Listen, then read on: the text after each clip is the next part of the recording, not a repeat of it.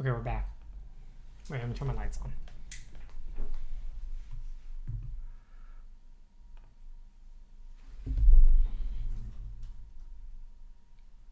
It's raining too much for lunch, so I ordered a calzone. And it'll be here soon, and then we'll have a calzone. But we didn't do any coding last stream, so let's get to some coding. 0 viewers. I don't know if anyone can even see this, because I like how I like...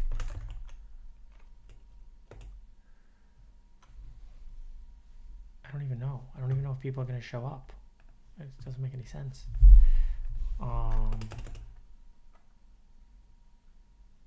It says 000 for this session, so that's probably just wrong. Still 0 viewers. Okay, well, if I'm talking to nobody, then I'm talking to nobody. Maybe you'll show up eventually. Okay, so we're going to answer a few questions. Hip P2P. First, let's measure the speed of hip.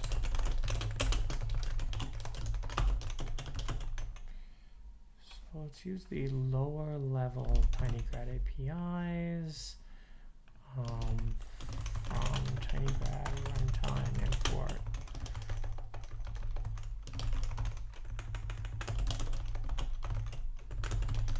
So we can create hip device 1, hip device 0, hip device 1. Now we have copy in and copy out.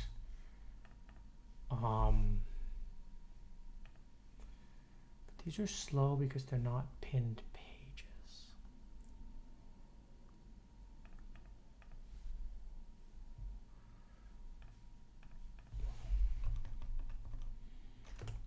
So let's allocate. I don't know, let's allocate something that's like a gigabyte. B0, B1, and then we'll say D0.allocator.transfer B0, B1 with timing.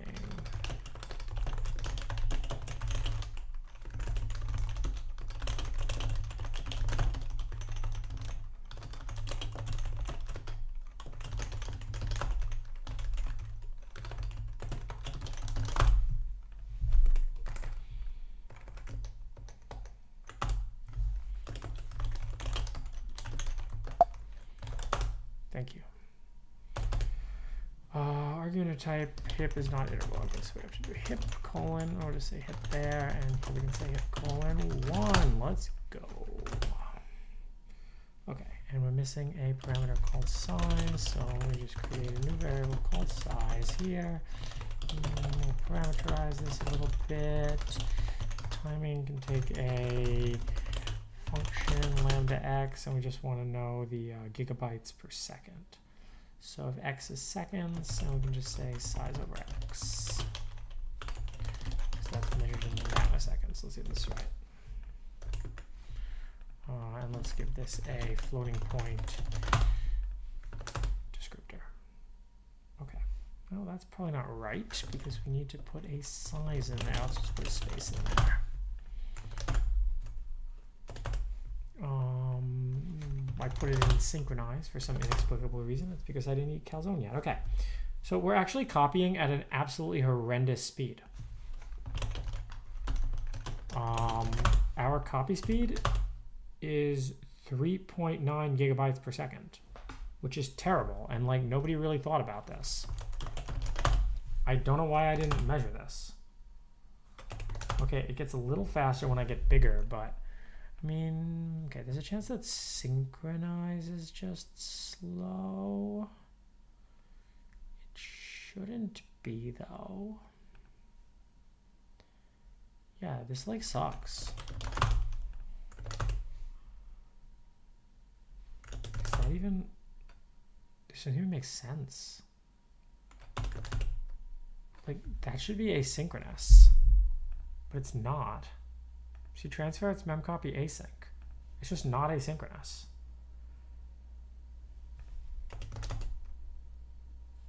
This sucks. I create the devices. There shouldn't be any reason that that's slow. Remember that over here, I'm getting, yeah, nobody thought this through at all. Okay, great. Because remember that in the ROCm bandwidth test, which uses the HSA APIs, I actually get very fast communication between the GPUs. Like 28 gigabytes a second. And here, I'm not even, that's not actually real. I'm not even synchronizing, and it's just not working. I don't know. Let's try it 3 times. Never trust something the first time. Okay, it does get faster. Like synchronize, I get rid of. Okay, those are infinitely fast now. I see. So it must be doing some like pre-synchronization shit. Okay, that's actually pretty good then. Let's just, if I do ioctal equals 1, it should work. Okay, cool. Let's actually make sure we can commit this stuff. Create a branch.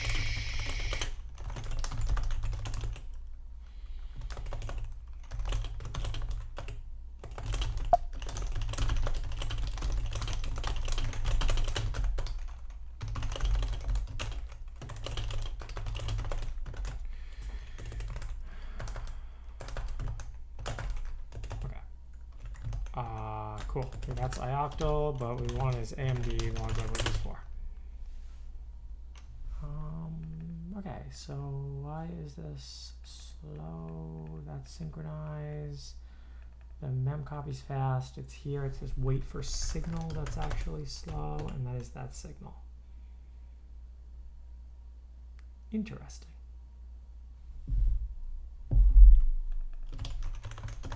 If I do 2 of them.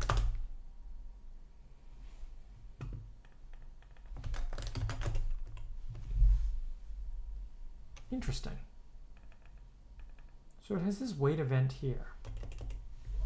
Okay. So this is not the max possible speed, but what I want to check is what if I write a kernel myself? Like if I write a hip kernel, can I access stuff? So we have something here called compile hip. You can use this API. Let's see if we have a demo that I can just crib off of. Yeah, this one.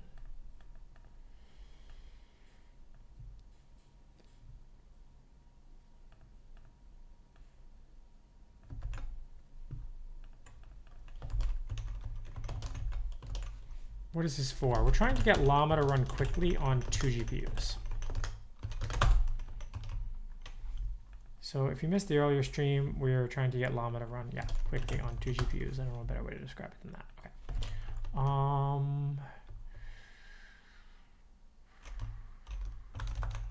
Let's just try like float A, float B.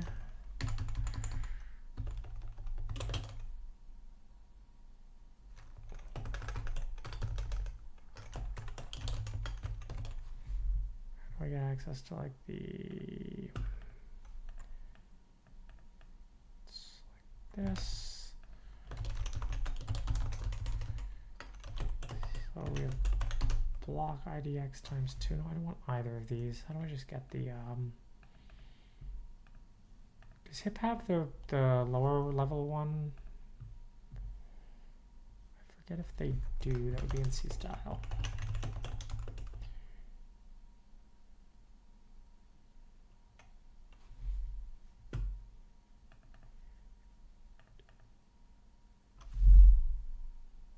Here, so you actually have to do this. Wow, block IDX times block dim plus thread IDX. Okay, block IDX times block dim.x plus thread IDX. We say a sub gx equals b sub gx.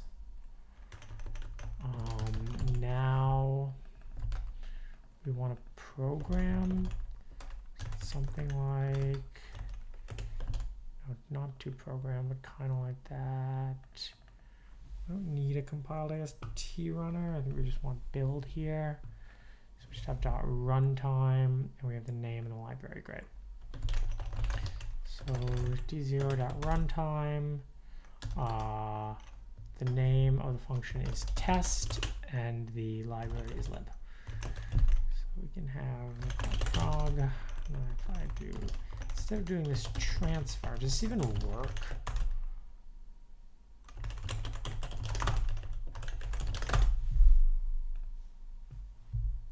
Call with args. Module launch kernel. Great.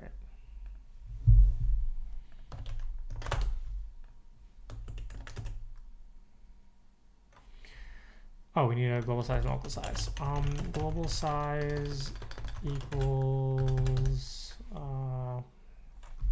size over 411 and local size, I don't know, 128.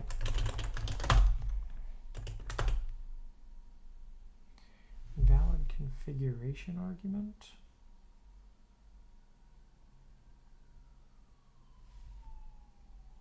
What did I do wrong?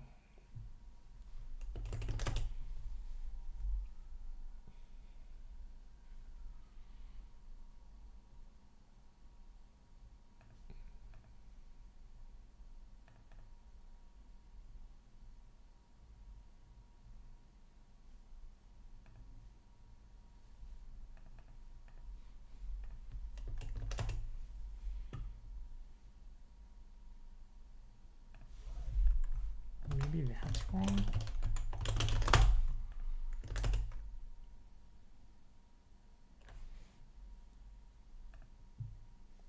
Or is everyone saying the dumbest crap in chat? What does this mean? Invalid configuration argument.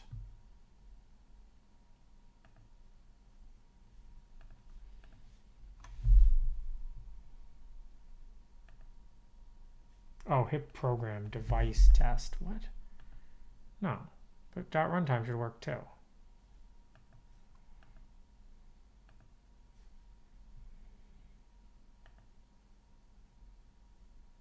Global size, local size.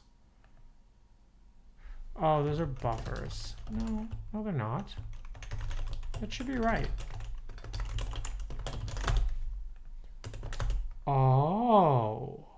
Okay, so is this the problem? Oh, sure it was that.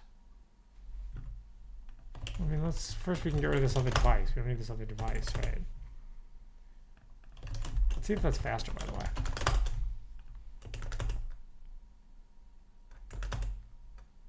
Yeah, okay, so that's copying within a GPU. That still isn't really fast enough, but it's pretty good. Okay, so something's wrong. Invalid configuration argument. Let's Google that. Right, yeah, GPU RAM is fast as shit. Which is like what you'd expect, because remember it has to do, so this times 2 is the real.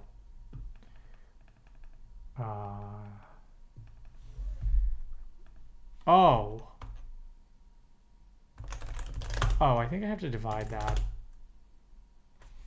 Global sizes, I have to divide this by. I mean, I'm not sure that's the problem, but maybe. Okay, there we go. Okay, good. So you actually see that this is just as fast as transfer, which is interesting in and of itself. Okay, now the big question. Does that work across GPUs? Like, can I have two things on two different GPUs? Okay. Memory access, page not present, or supervisor privilege. Okay. So I actually have an idea for this. There's a hipEnableP2P. I think I do it in one of my PRs. I do it in this PR.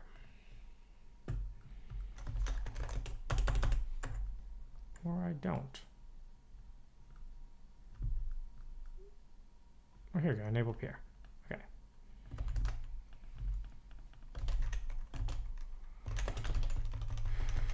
From GPU ctypes, import hip, ops hip, import check, then this. Check hip set device 0. Okay, so that'll enable access both ways.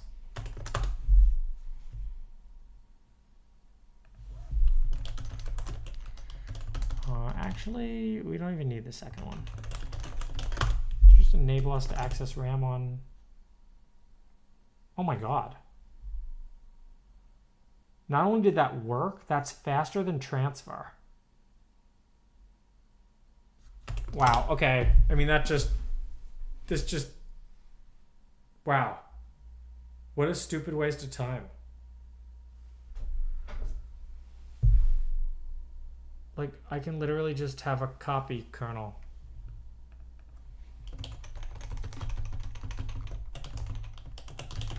What if I do this? I'm surprised this is so fast. This might not even matter.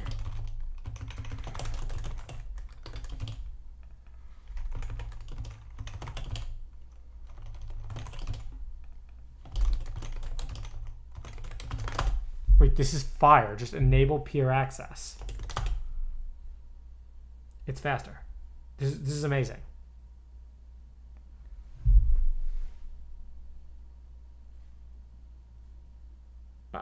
Why did I waste so much time doing like transfer? I just could have enabled peer access between them, and then I can just access the RAM on the other GPU.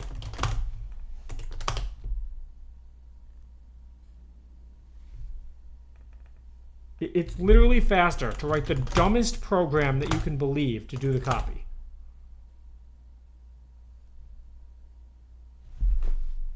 If you enable peer access. Can I enable it after I do the Alex?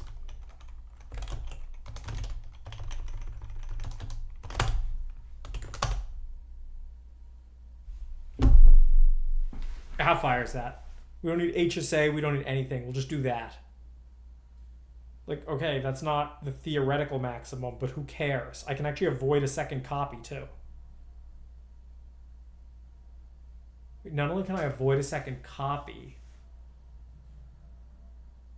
yeah, I'll just straight pull out of that RAM. Okay, I just need some synchronization mechanism. Woohoo! Woohoo! This is fire. All right, so all that stuff about needing a driver or anything, I'll just write this. All right, now let's just get a synchronization mechanism to work that isn't slow.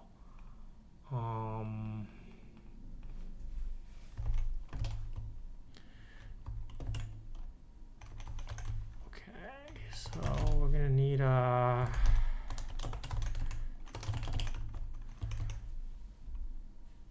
I can just like.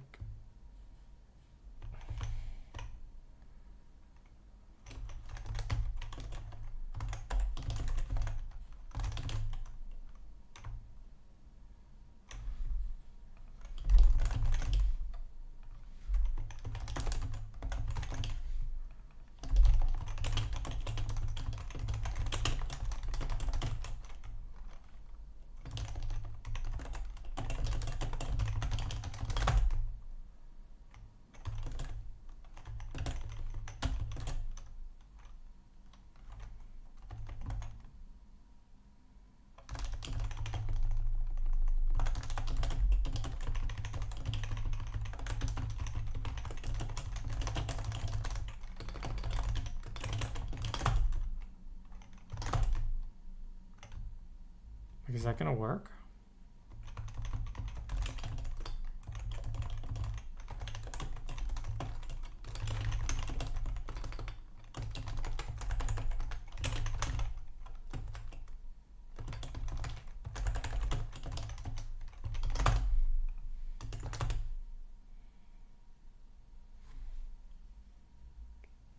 Well, okay, actually, it didn't break, but I have no idea if any of that will actually worked.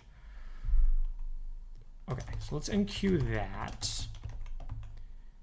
And then if I do D0 synchronize, it should actually probably never synchronize, right? It's gonna hang? No, it doesn't hang. Why doesn't it hang? I guess I don't know what the initial state of that is.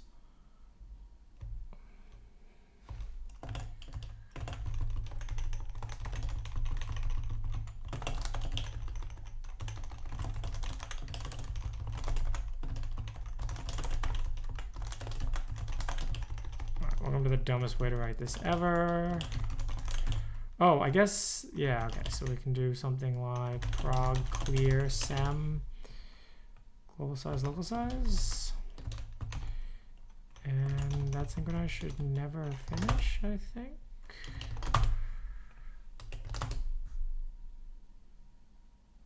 Okay, that shouldn't work.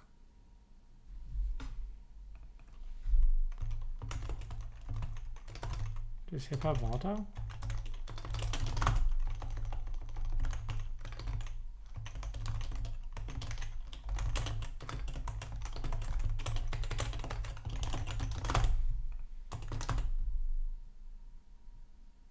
Oh. Okay. Cool. I don't even know if I can control C this. Like,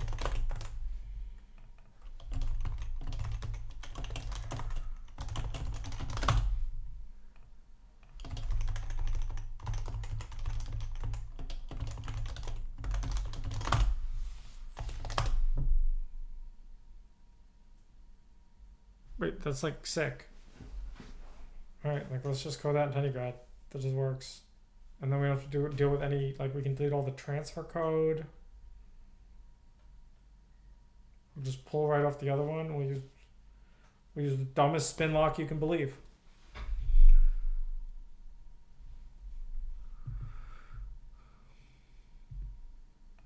Waffle Awakening, you're banned! You're banned. Congratulations. You're asking dumb fucking questions.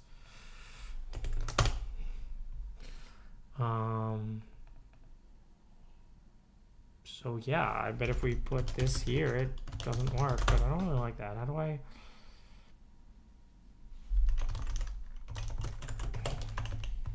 FAFO, boys, FAFO. Oh, now I actually have to implement this.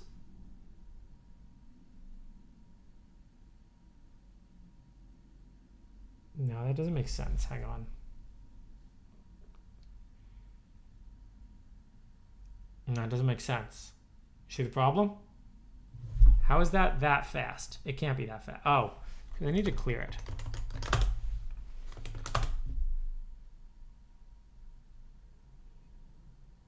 No, still not working. Oh, well, okay. Maybe the clear isn't finishing in time. Yeah, okay, we have to synchronize after you do the clear.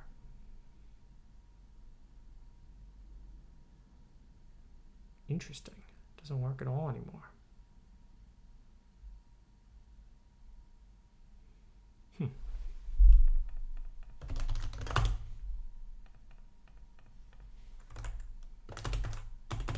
Okay. Okay, we spoke prematurely. We actually have no idea if this is working.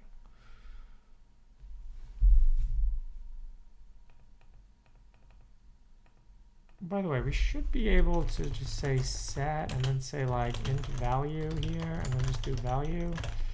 I think this works. Am I allowed to just go like this? This is a tinygrad question. Let's see if it works. Well, I mean, that's a different problem. Does that stuff work? Okay, that stuff works. So we are setting it, but this must be wrong. What if I allocate it here? It's going to bitch me out and tell me it can't set it because I didn't set the thing the other way. Okay, memory access fault, that's fine. Just enable the peer access both ways. Okay, that works now. Does this work?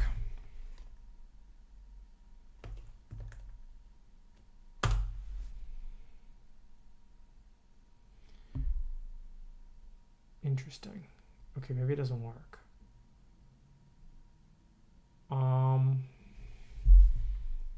I clearly set the value. This should be equivalent, right?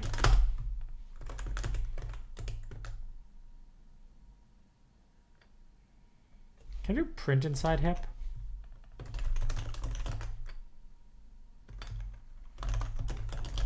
Does that work?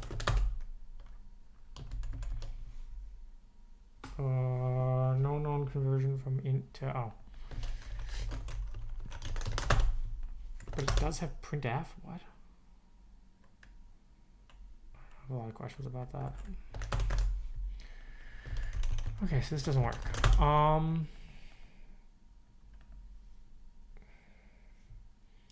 Volatile only creates a compiler barrier. I have atomics. Wait. C++11 atomics are just straight up available? Alright, cool. How do I use them?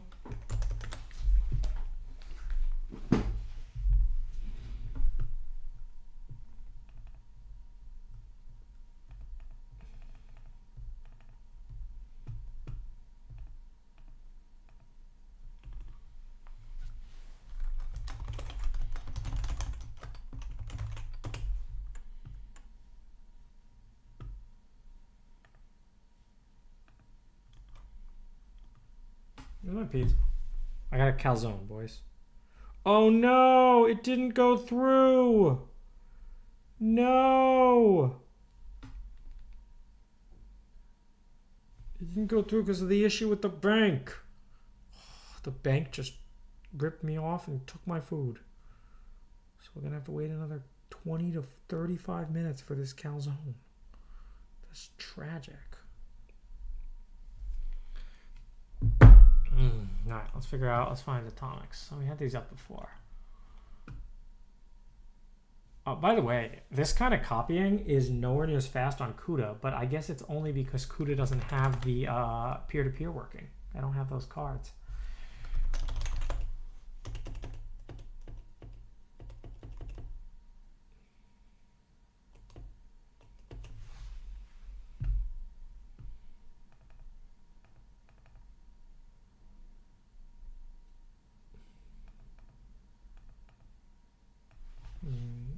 What should I do, like atomic and?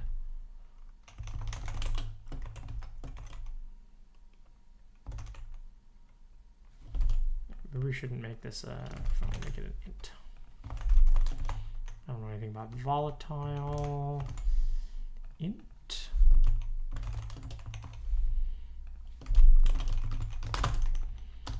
Atomic and with 1. Well, non-atomic and with 1. Does that work?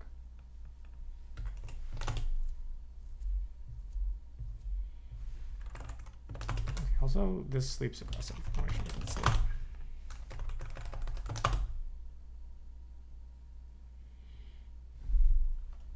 Just confirm if I comment this out, it works. Okay, that works.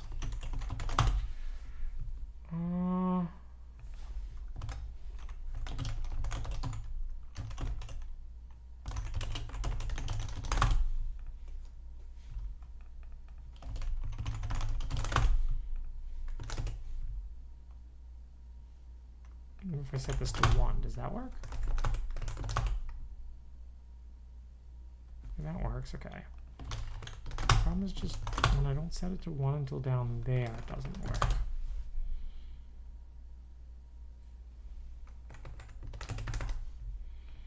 Okay, atomics don't fix this. Do I have to specify it's atomic? What's atomic exchange system?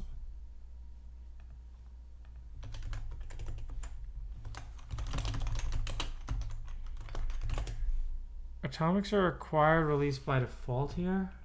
I don't really know that much about this stuff. I've never used atomics before.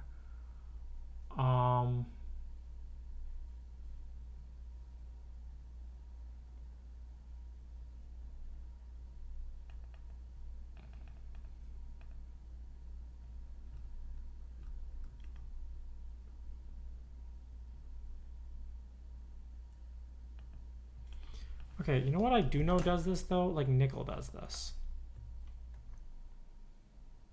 I'm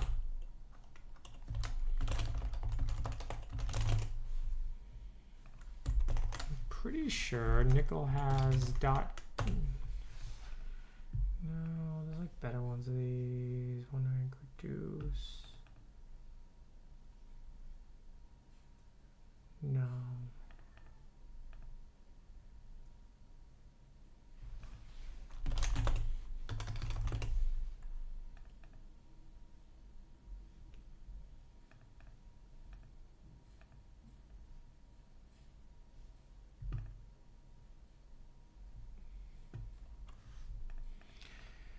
No, I mean, it's probably not invalidating the cache. Probably the problem here is that SEM is put into cache and it doesn't expect that something else can write to it.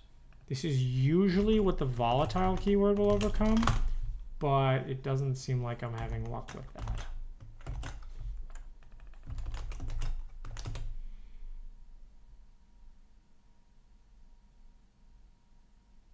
It doesn't like that.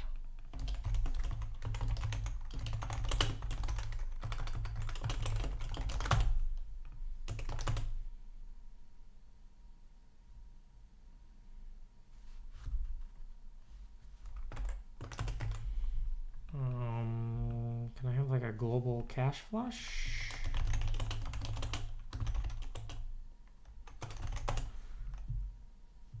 It's going to be something that bypasses the cache.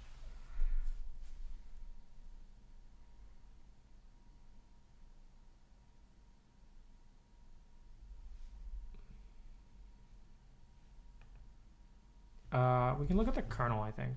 I think I can say debug equals 5 and it'll just assemble the kernel. Oh no, sorry, debug equals 6. Ugh, I mistyped 6 and wrote 5. Okay, so here's the kernel.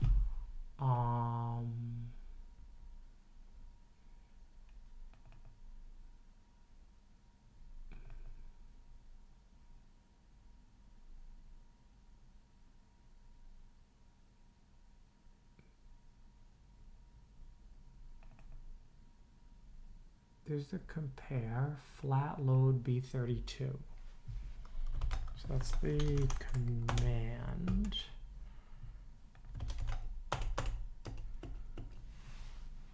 I mean, what's this in flat and global?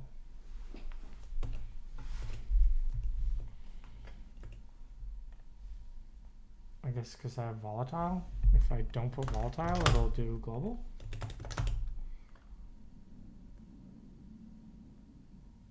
Wait, what? I didn't put volatile and it like worked. I don't think it actually works.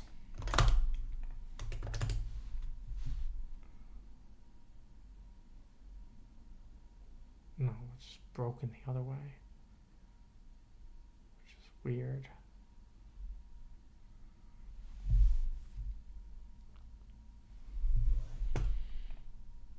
Standard atomic int pointer work? I'm not sure.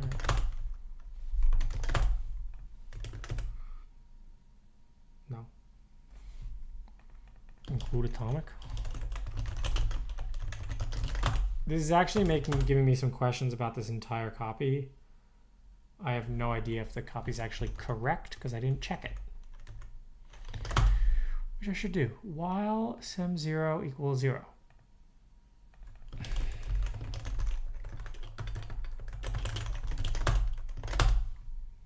Set it to 0, synchronize.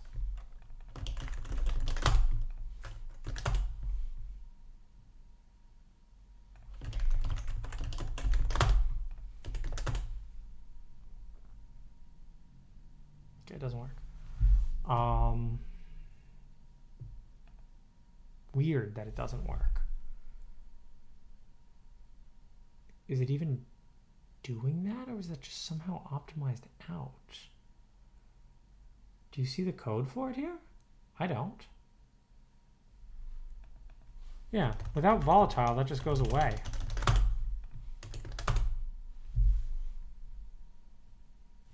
With volatile, GLC, DLC.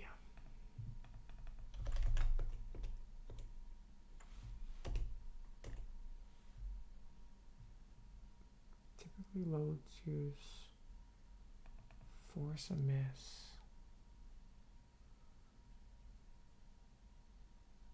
Oh, it is. Ooh, love it, love it, love it, love it.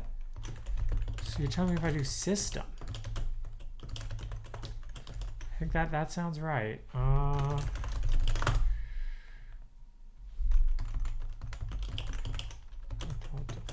that. All right, well, it doesn't work. Oh, get rid of the volatile?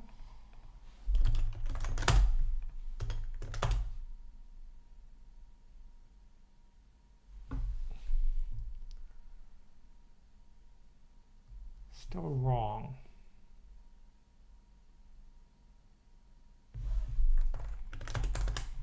We can set that to 1 and see if it works now. Okay, that's fine.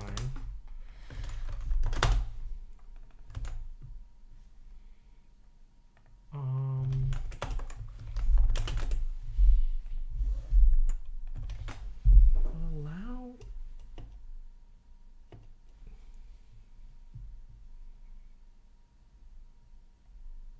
Seems right.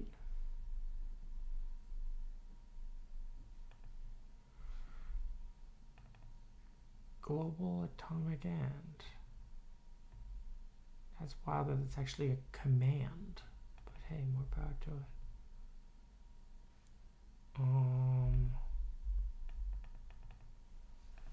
Can always try on the other device.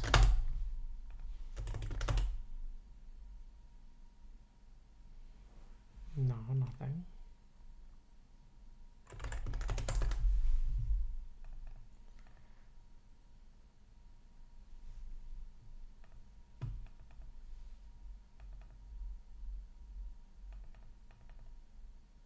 Is there still some...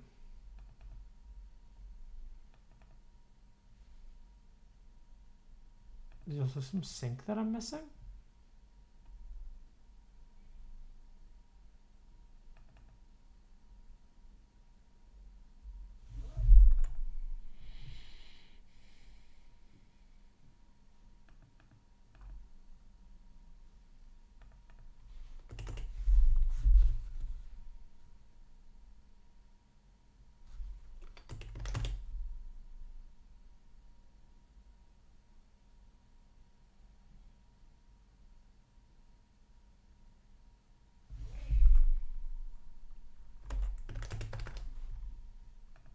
Okay, so what if I put this on, that's never gonna work.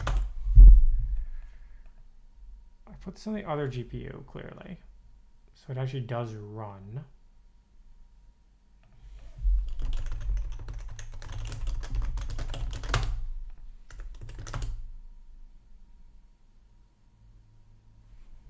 Yeah, that should kick it off, right? Does D1 synchronize also need this system business? No. No, I mean I wrote that. That's just waiting for all the kernels on the GPU to finish. Could it be slow? Could it just be really slow? I mean that's a possibility, right? Let's like just make this tiny, 4 megs. No, it looks like it just doesn't run.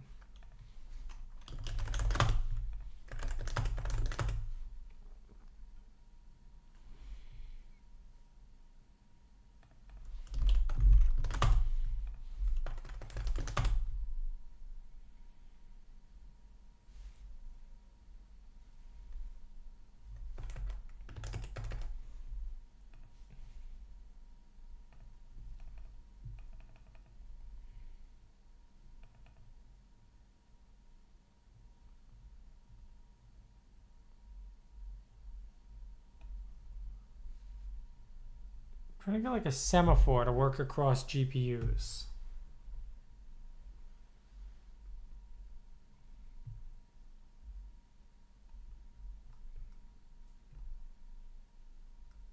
Don't seem to want to. If I do that,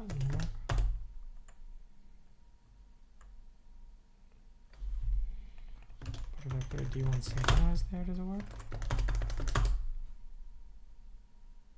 Yeah, okay, so behaves as expected. Just once we're in the loop, we're not getting out of the loop. Stuck to whatever the first read says. Yeah, I mean, I have a choice of which GPU I want to put the semaphore on.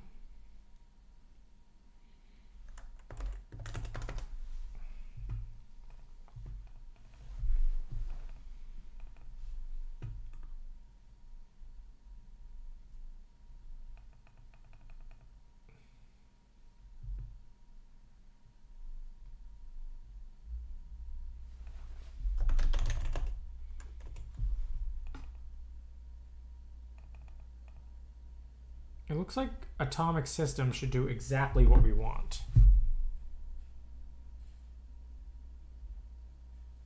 But they really shielded. It's raining hard, so you tip your driver.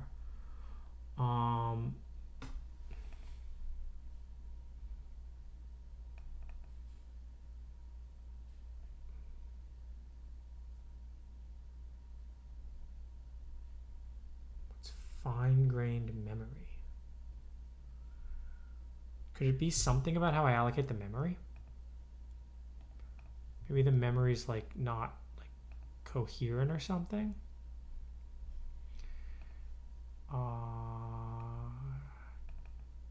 Just do hipmalloc. Are there flags for hipmalloc?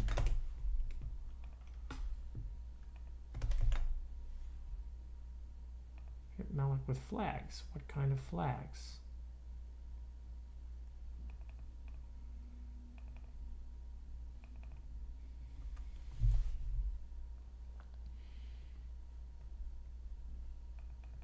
We actually have no idea if any of the accesses are even correct. Like, it says it's accessing the memory on the other GPU, but yeah, like we have no idea. So that's one. No, it's definitely accessing. Okay, wait. We do know the first access is correct because if I put a 1 there, it works. All right, let's put a 2 there and watch it not work. Then if I put a 3 there, it'll work. Who knows why it's a 2 and a 3? Read the code, boys. But if I change it back to 0, it doesn't work. Global atomic and GLC. Okay, I probably have to put some, maybe I can put some specifier on the pointer and say like it's like a global pointer or something. Hip atomic and system example. What are the odds?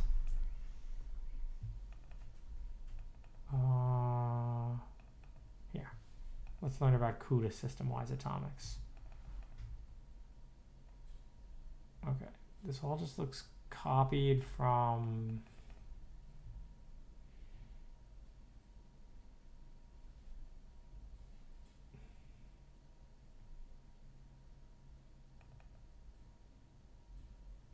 atomic and doesn't store, does it?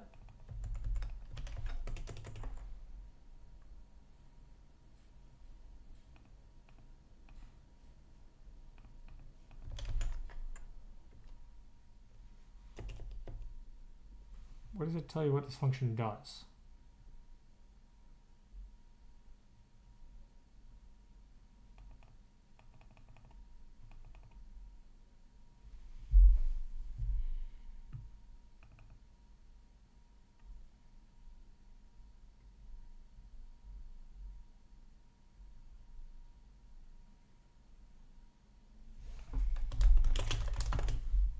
I mean, we just want a mutex.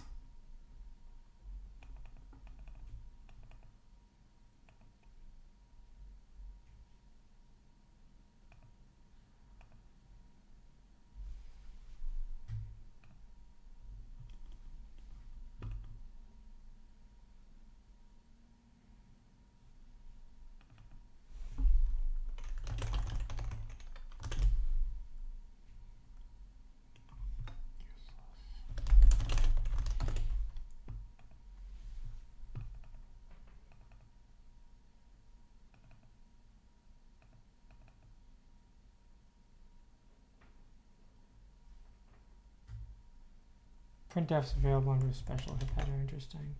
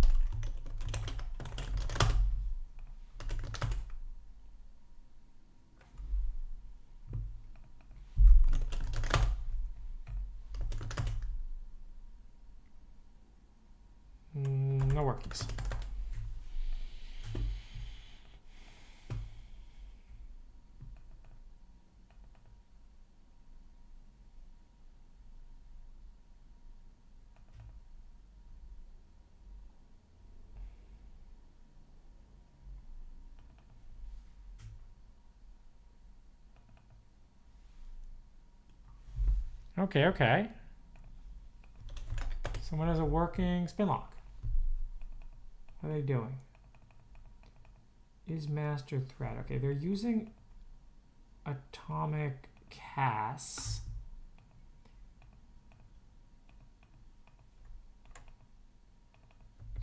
Threadfence.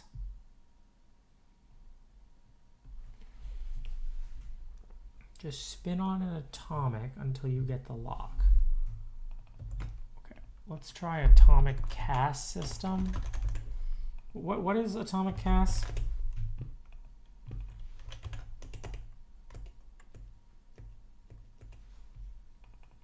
Address compare val. Oh, so it will like, oh, compare exchange swap. No, that's not what I want though. I want atomic end.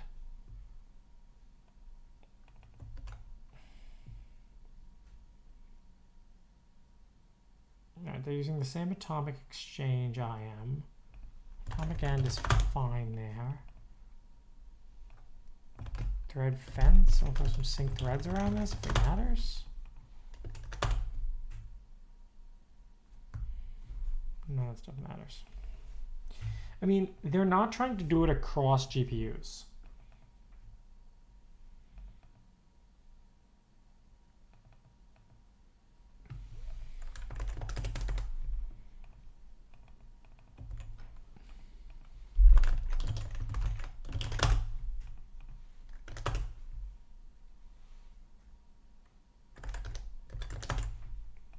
No lock.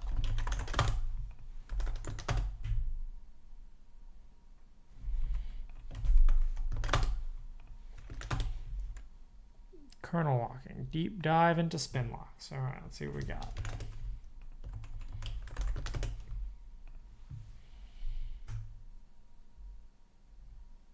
No, this is not on GPU. It's not that I'm writing a spin lock wrong.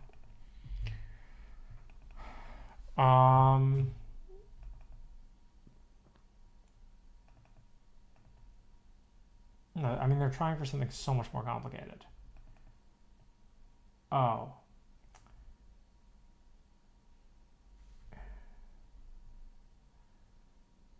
They're only checking it from one, but again, these things shouldn't matter.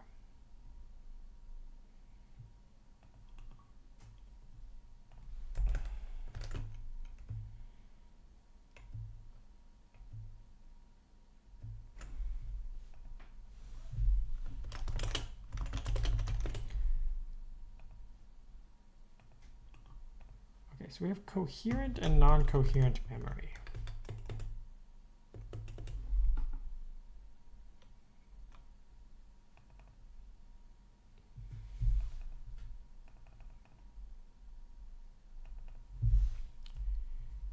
Something we can try doing is creating some host memory. Do I have a function? I have a function called hostAlloc, don't I? Yeah, hostAlloc, here we go. So I can try this. What's interesting, I should be able to access that too. It doesn't work, but let me just try some dumb stuff.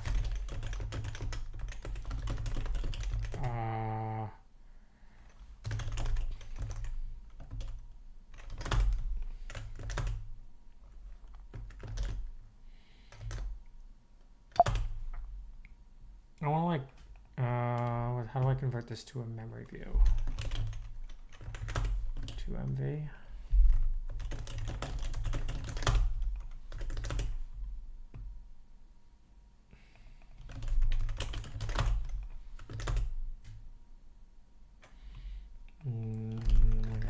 That. Okay, well, that should be 0, but if I put like 42 in here, 32 is acceptable. All right, so that works. Let's print the semaphore here.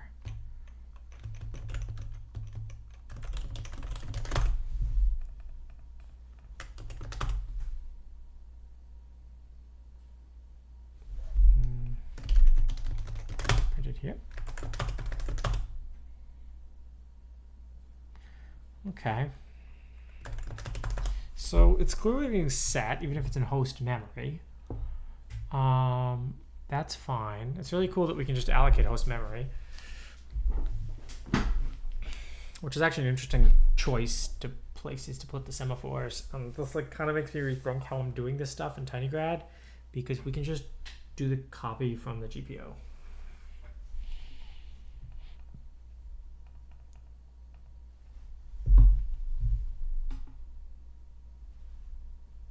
Oh, boss. My calzone's almost here. Calzone's gonna solve this problem.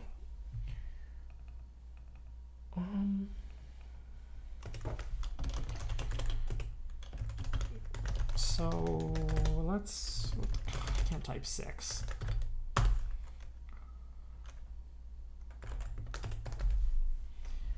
Clearly set the semaphore to 1.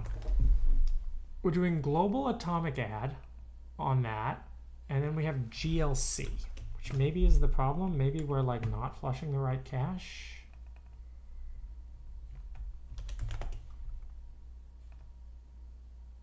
Global Atomic Corporation.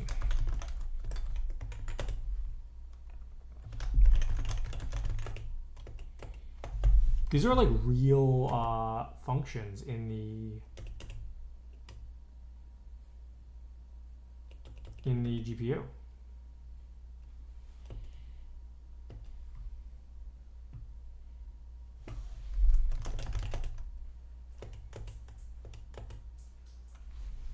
Global atomic and. Bitwise and of register value and memory value. Okay, that's right.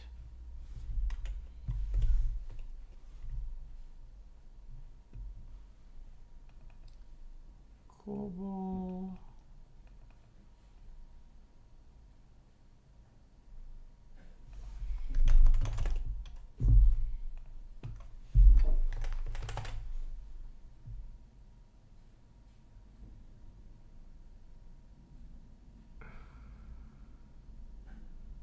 There's probably some flag I can set these things to like uncached.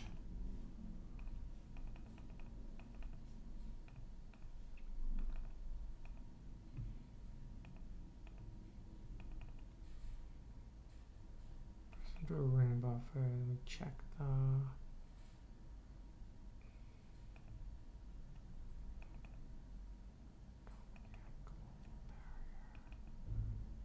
No, there's nothing there.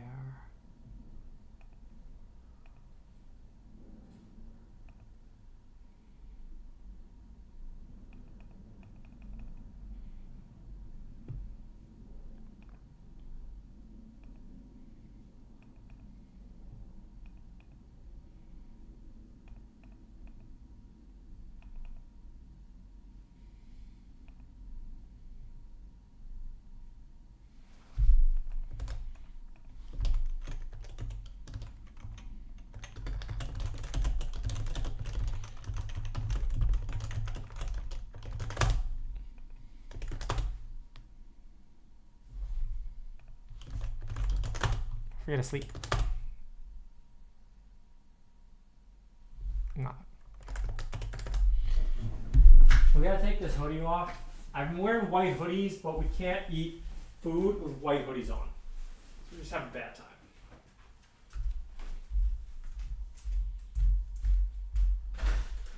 Oh, yeah, buddy. Yeah, buddy. Got a calzone. Let's go. Basil, burrata, and pepperoni. And I learned a great trick. Are you gonna just use normal mem copy? I don't know. I actually don't understand that either.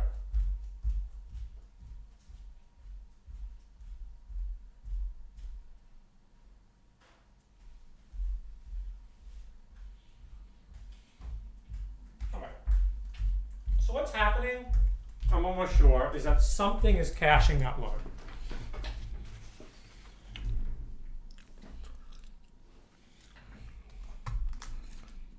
Something is caching a load. How are we going to disable the cache? So I mean, volatile clearly does something.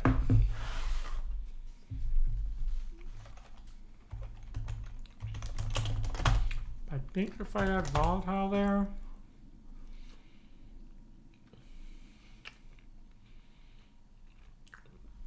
yeah, we'll lose volatile qualifier. Okay, so I can't put volatile there.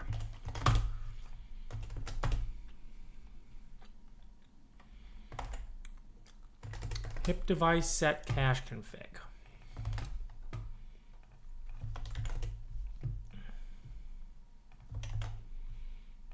No, that's not right.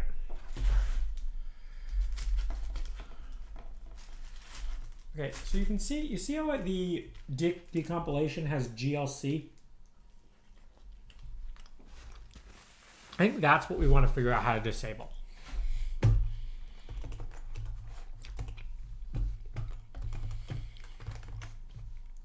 Wait, that just worked? No, it didn't. This GLC is what we want to change.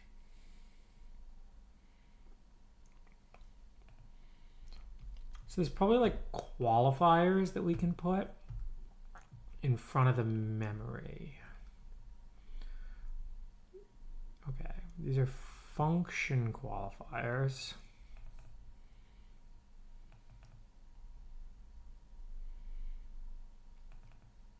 Oh, here it's like these here. If I do like managed, does that work?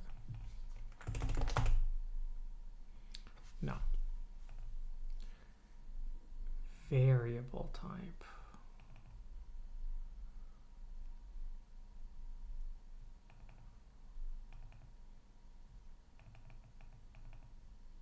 Threadfence and threadfence block. Oh. Threadfence system.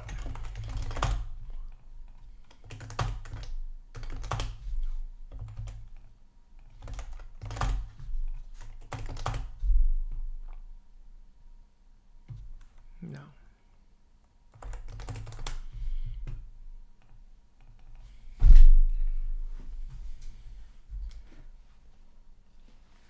Well,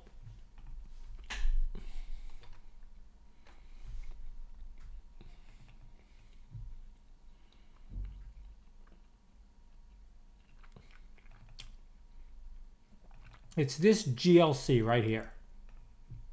If we can figure out how to get rid of that, I think it works.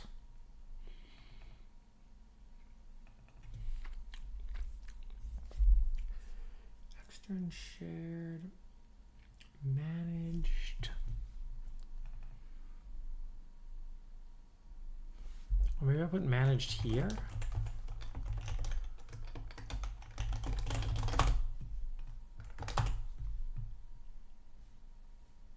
No. Does not work.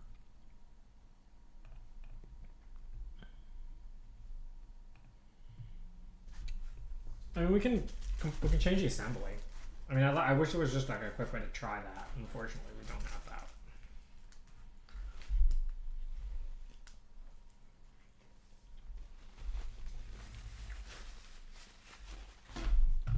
Let's understand more about GLC.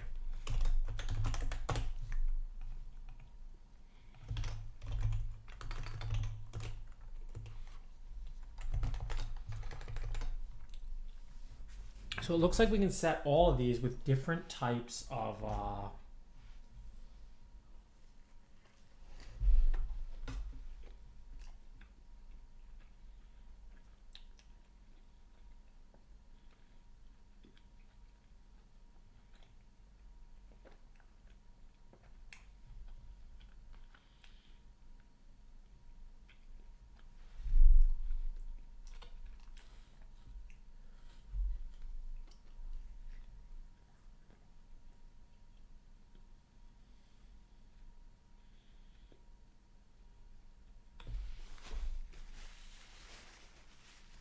what's load acquire?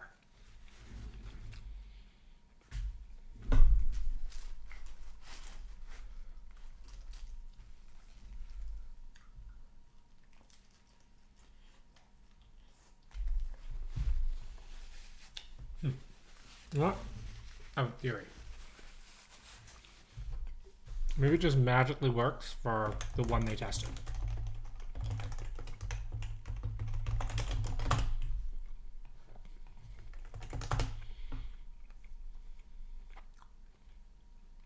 Dude. I think it just magically worked for the one they tested.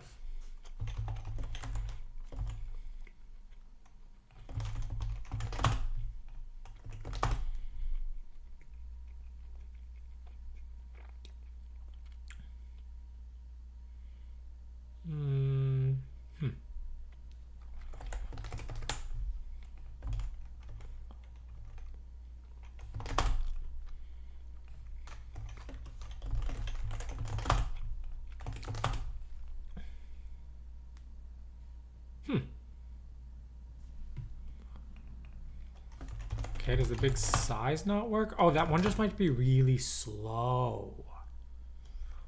Okay, we might be in slow land now.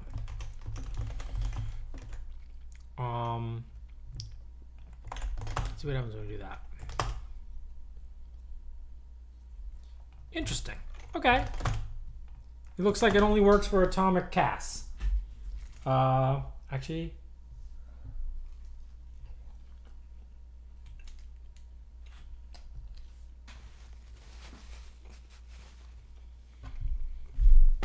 But you see why I know it's working? Because this one's long.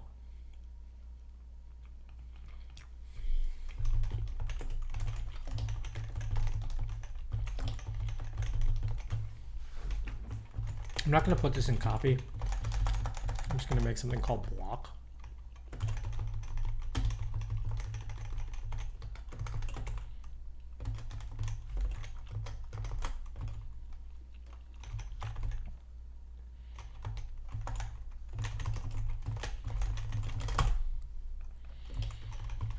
Before I do that, I'll block on sem, take that out of there, take that out of there. All right, does that look good?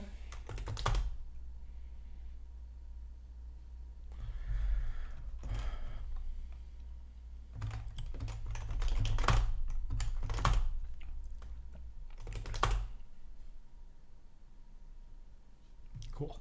Now let's make it big again.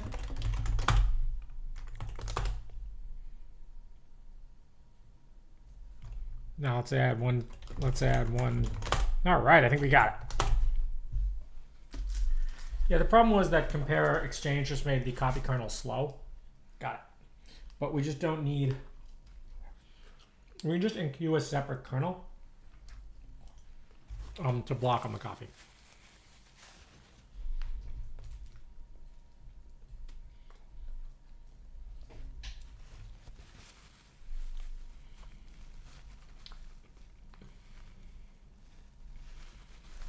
Let's also confirm that it doesn't actually matter where I put this. I told you guys that calzone was going to fix our problems. Oh. Interesting, that doesn't work. Okay, it doesn't work if you put it on D0. Does it work if you put it on D1? I don't really care. I'm happy to use host memory for this. Nope, doesn't work.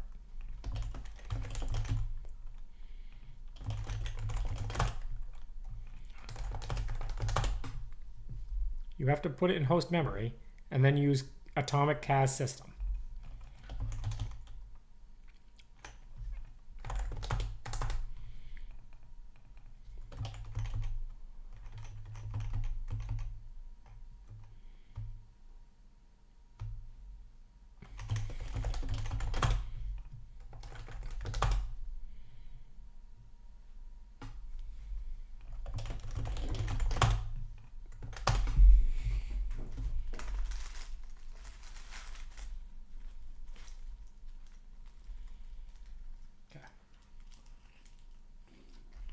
So we can definitely add, actually,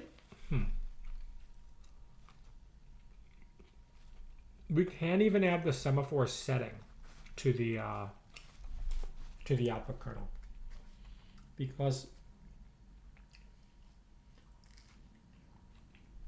so we have to just use kernels for these, but at least that's not making any damn syscalls. Oh, I actually know how to implement this in tinygrad pretty easily.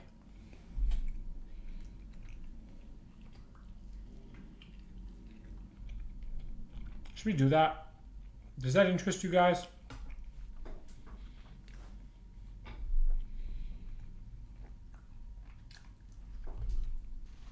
So, the problem I was having yesterday,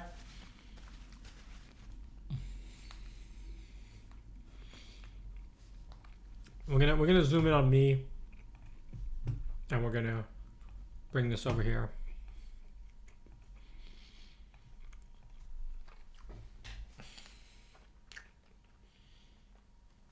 The problem I was having yesterday is that the events are slow because they make syscalls, but we can just do that on the GPU. Like, it's kind of inelegant, but it works.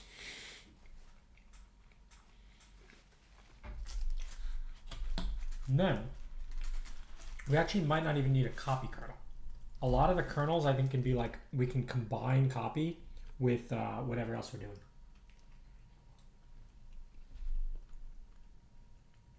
Then we don't have to enqueue those.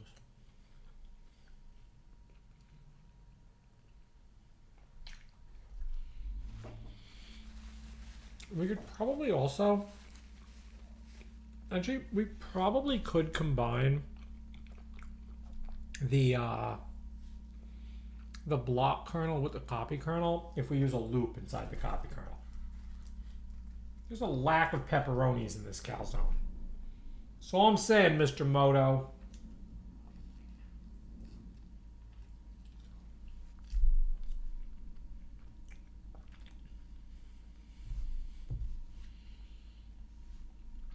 And what do you guys want to talk about during eating time?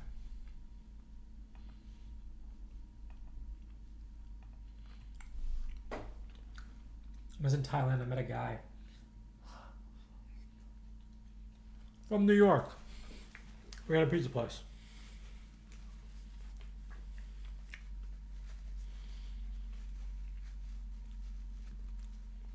Oh, the doc said I should use hipHostMalloc with threadfence system. Yeah, that's exactly what I'm using.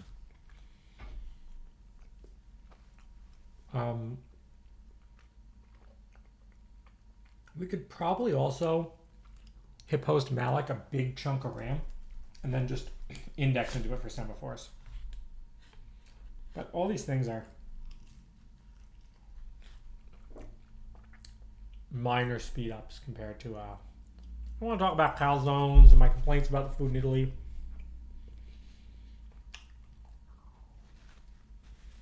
Let's just enjoy our calzone before the shit coding has to start. Ugh, I solved the problem. Why can't GPT-4 just do this for me?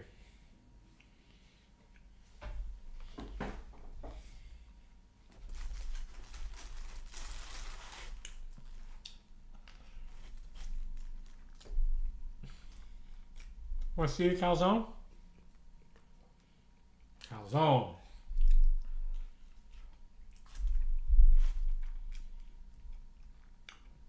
This is not the best calzone I've had. How come you can't understand what I'm doing? Are you sitting there with Google open? Are you just passively, or are you just passively consuming?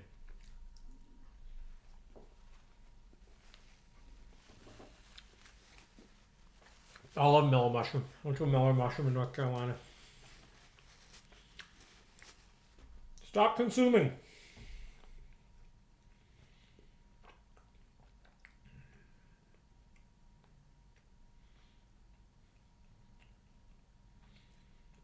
Consuming with perplexity open. Yeah, come on. All right. I will legitimately answer questions.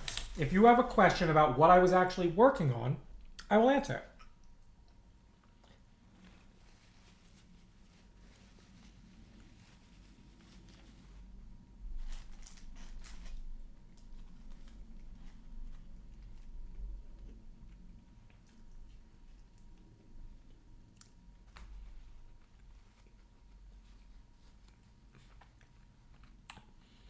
I'm sure there's not a more idiomatic way to do this. I mean, you saw that thing that someone linked, right? They're doing...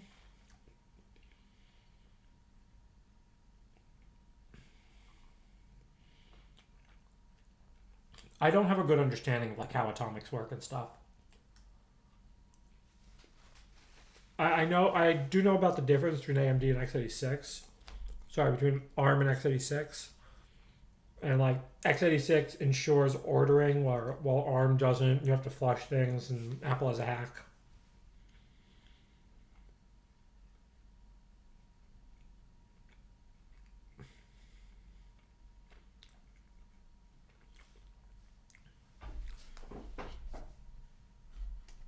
No, you want to ask about this specifically.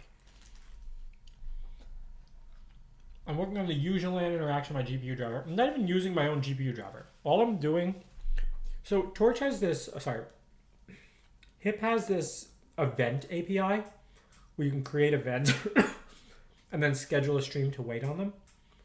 But they're really slow from a CPU perspective. Now, to be fair, they'll get faster when we enable boost, but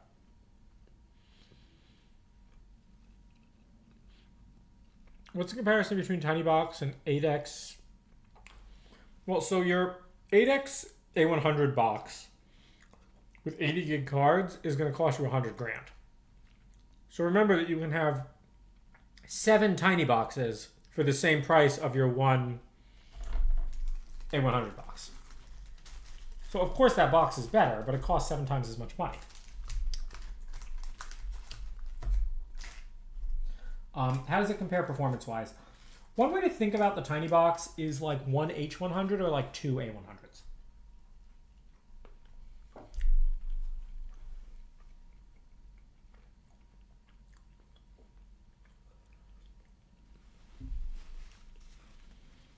Seven tiny boxes is like 14 A100s.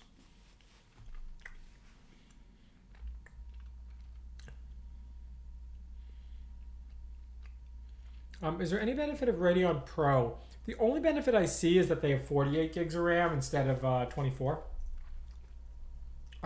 On topic, please. The RAM is good, but overall it's not worth the price.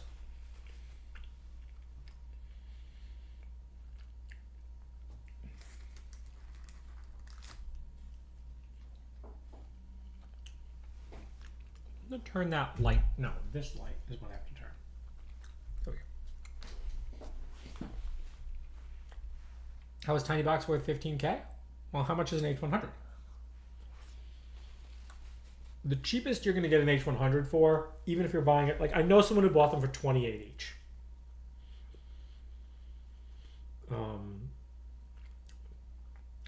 So my MI300, I'm not sure if they're MI300, MI300X, we were talking about this at dinner, they're 20 grand. Like you can get a whole tiny box or a single one of these GPUs. And you can also, well, no, tiny boxes and H100s are equally hard to get. I'm not selling you a poor box. If you have $1,000, do not get, like, don't get duped. All these people selling you stuff in the $1,000 price range, just go buy a gaming PC. And buy like the gaming PC with the crappiest processor and RAM you can believe and the best GPU you can buy.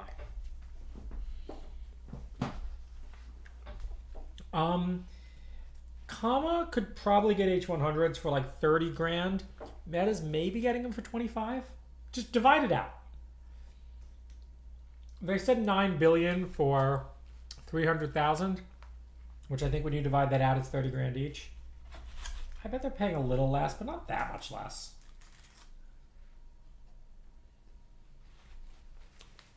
NVIDIA is generally pretty fair about this kind of stuff.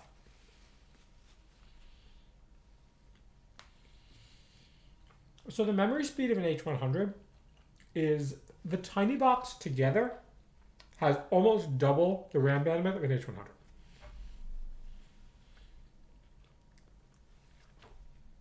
So like an H100's RAM bandwidth is about equivalent. In some ways, the tiny box is equivalent to 2 H100s or 4 A100s. If you're just talking about RAM bandwidth, that's true. Okay, not quite 2 H100s, but like 1.6.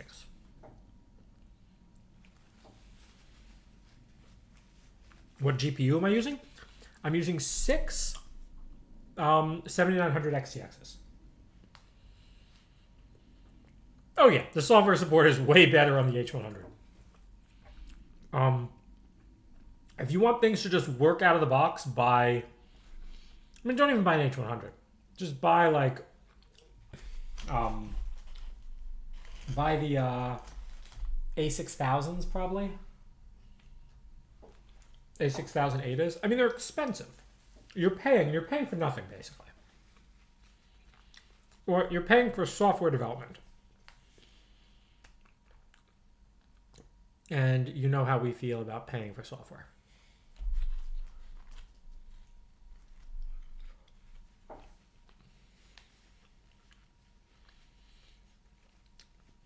From a power perspective, the tinybox is more, H100s are more power efficient, but not that much more power efficient.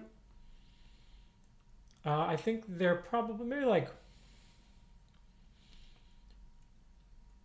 so if you go with the 1-to-1, maybe like 2x is power efficient. The tinybox is more on par with the A100 for power efficiency than the H100.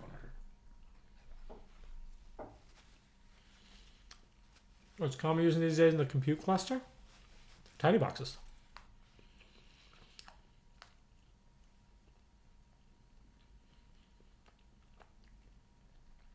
Can you run 80 gig models? Yeah. So you can run, that's what we're working on right now. We'll be able to run Llama 2 70B unquantized on a tinybox. And it'll be pretty fast.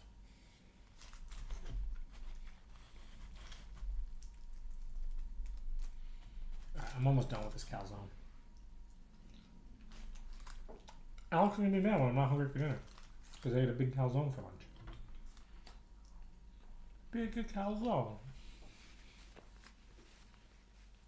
Have I talked about Llama 3? No. We'll see. I mean, Llama 2 is not a big step up from Llama. tinybox v2, I hope to reuse the case. I mean, we'll do tinybox refreshes whenever GPU refreshes happen. But don't get your hope. I don't think there's going to be new GPUs till the end of 2025. I think we're still over a year and a half away from new GPUs.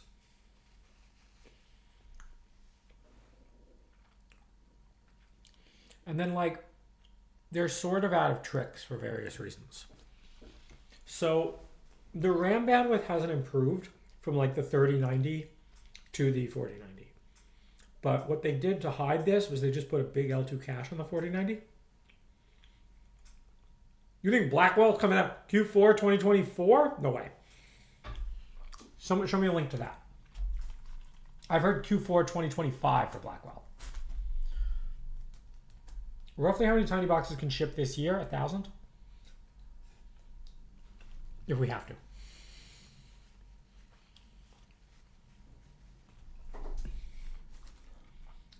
We're building the factory, planning on 6 a day.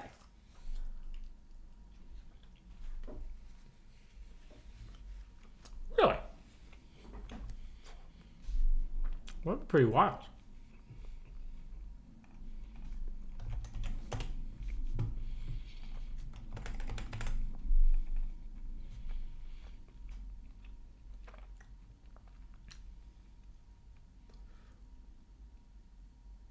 What the hell are they basing this off of?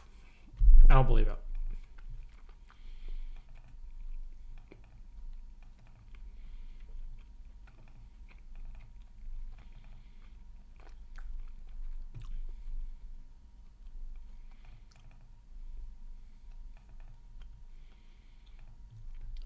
Send me the link to Moore's Law is Dead. Not Tech Power Up, who's like, this is an easy to predict timeline, as every other one's been around for 2 years.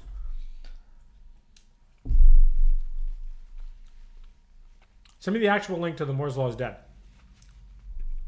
Just send me the link. Is that a YouTuber?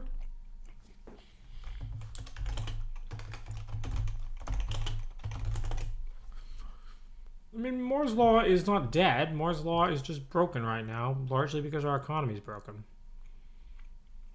Description, and if you... Some of them were pleasantly surprising. And as I am preparing the next episodes of Broken Silicon will be coming out... Oh!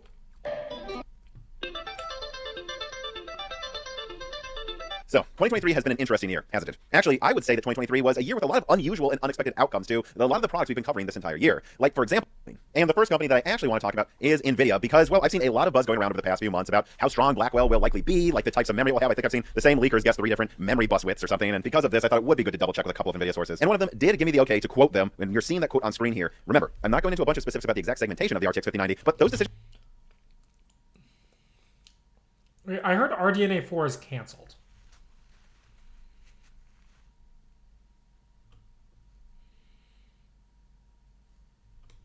haven't actually been set in stone yet. And so what you're seeing here, I do believe, is what you need to know if you're planning ahead for the next generation. Now, Blackwell is being prepared to be ready to launch in Q4 of next year. NVIDIA wants it to. They'll have no trouble. They're not worried about TSMC 3 nanometer. It will be ready to launch then. But whether or not it does depends on how well Lovelace is selling before they make the final decision, and how competitive they think RDNA 4 will be, how well they think it will sell if they don't have a new generation during that holiday season. But no matter what, they are planning to make a big deal about RTX 5000 efficiency at CES 2025. They want this thing to be ready to go into Arrow Lake laptops, to be sliding into the second wave of Strix laptops. And so whether or not it launches in November or something of 2024, this thing is going to launch by like between January and March of the next year. And that means it really is simply up to them. And effectively, that does mean that Blackwell's launching about a year from now, people, whether it's in November or in February or something. All right. And as for performance, Blackwell's rasterization uplift over Lovelace will not be as impressive as Ampere to Lovelace. However, the RTX 4090 was cut down by more than 10%. So I don't believe it.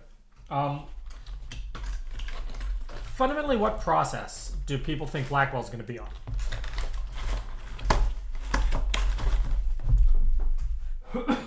Get more coffee too. Got coding to do. The console was disgusting.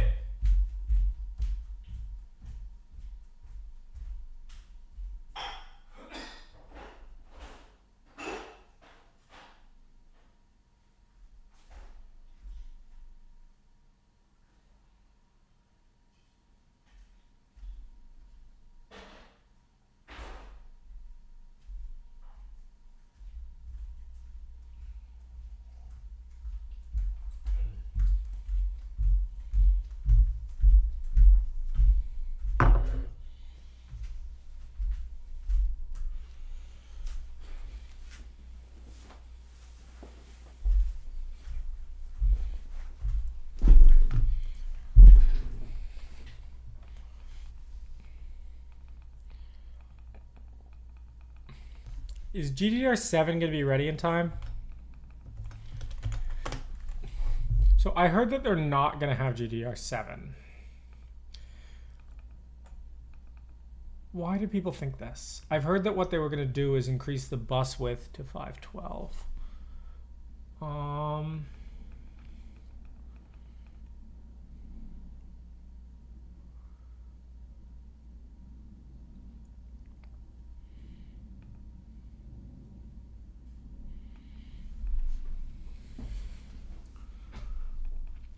Okay, this is interesting.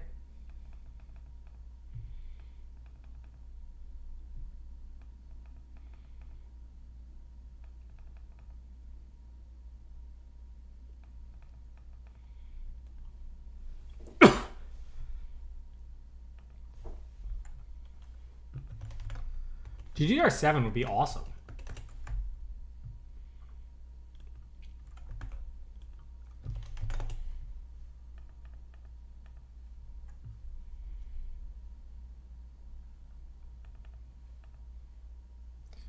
I mean,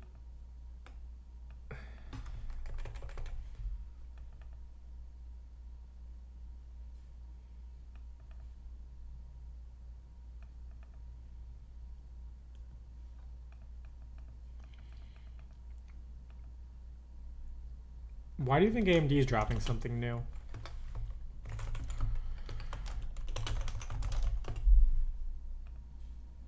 I mean, all right, you want to see if they're dropping something new? Why don't we look in the driver? This is how you can tell if COM is coming out with new things.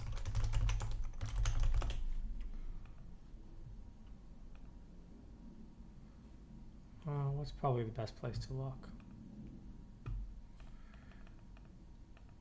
Nothing's a big deal for tinybox. Like, you guys who have never shipped hardware in your life, you don't understand. Like, you don't. I'll make this even more generic. For you people who've never shipped anything in your life, you have no idea how hard it is to actually ship something. Oh, I'm in the way? Oh, sorry. Forgot to do that. You have no idea how hard it is. And you think I'm worried about this?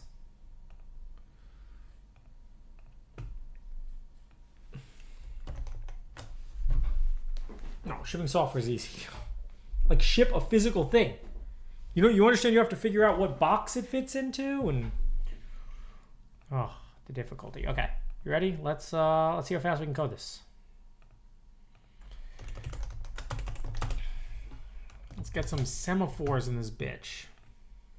Plausible that they could make a 5090 feel like a Lovelace over Ampere uplift if they really felt threatened and pushed it super hard. And I do want to drill in on that last point there, because some people might argue it sounds like hedging, but it's not. It's just pointing out the reality that the RTX 4090, if NVIDIA wanted to, they can launch a 4090 Ti that has 12.5% more CUDA cores, that's clocked at least 5% faster, and that uses faster memory. NVIDIA didn't even use the fastest memory on the market, and they're still not with the RTX 4090. And so, while peak Lovelace performance could nearly double Ampere if NVIDIA pulled out all the stops like they did with the 3090 Ti, they haven't yet. And if they were to pull out all the stops with Blackwell, it could probably be 4090 to 5090. Feel a lot like 3090 Ti to 4090. It just depends on if NVIDIA wants to. But if you notice how many times in like the past 5 minutes I've said if NVIDIA wants to, that tells you they are in a dominant position in the market if so many of their decisions are just at their whim. And therefore, my advice to NVIDIA next year is to simply execute with a standard 2-year cadence and check their arrogance a little bit. That's it. Seriously, that's it. NVIDIA just needs to do business as usual and improve their segmentation versus the mess that we saw with some Lovelace launches or unlaunches, meaning no hilarious pricing gaps between the 80 and the 90 class, make it be a logical pricing difference, and nothing like the 4080 12GB or 4060 Ti 16GB. Then, if they just do that, they're in such a strong position that I think simply creating a consistent and reliable generation is what people are looking for out of the company that is in this type of a dominant position. I mean, if NVIDIA just bumped down the pricing a little bit here and there, I'm not even asking them to be generous. I really think they have nothing to worry about. It's extra greed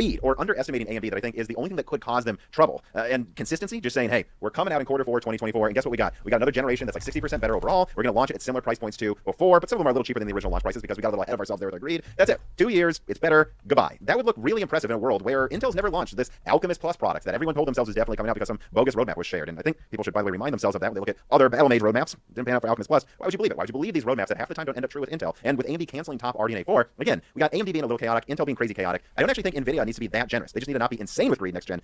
Come down a little bit and be consistent, and people will reward them by buying their products. All right, I've just gone through the NVIDIA portion of this video. I now want to touch on what I think AMD has to do to have an especially successful year, and also what Intel needs to do, including updating all of you on what you should expect out of Arrow Lake, which some people might are already dismissing. I'm going to get to that in a second, but first an ad from a sponsor. I'm sorry you have to wear a hat. This piece of content is brought to you by World of Tanks. You can support this channel by clicking on the link in the description and checking out this free-to-play Armored Warfare multiplayer game that by now has garnered a massive player base of millions of players due to its incredible depth of gameplay and the fact that it's funded with core. There are over 600 armored vehicles to choose from 11 different nations. Okay,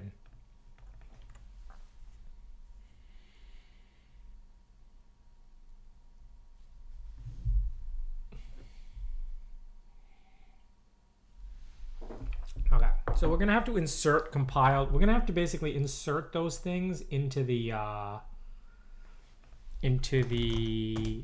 command stream here. So let's go back to our slow ass llama. Dealing with some slow ass llamas.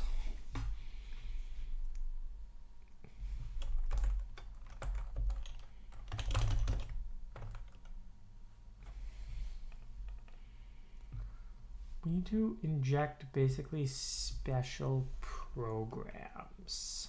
Okay, should we sync? We want sync buffers. No, okay. So let's just hack this now with hip stuff.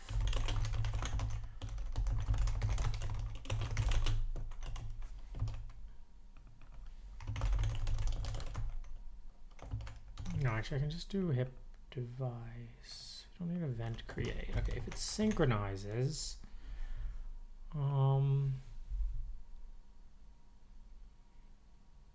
just do this one.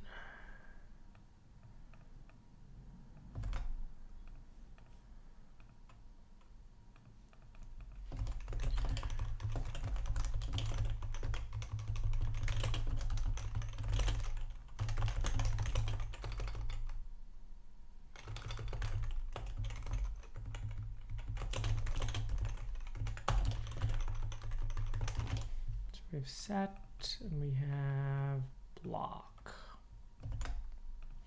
Dealing with some slow ass llamas.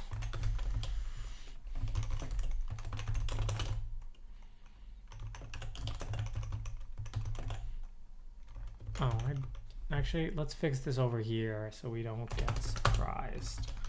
October surprise!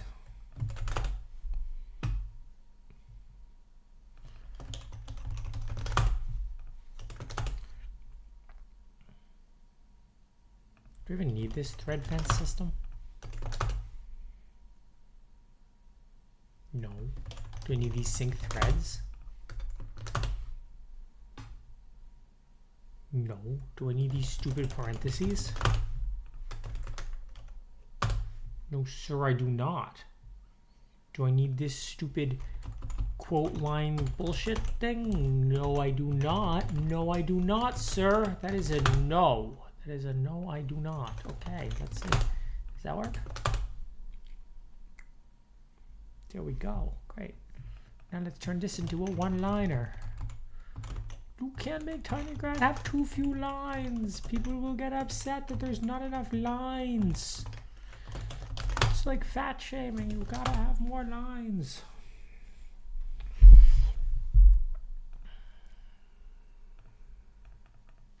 Wow, look at that. Remember how many lines we had? And now we like got rid of lines and now it doesn't have any lines. Oh, that's sick, man. I hate lines.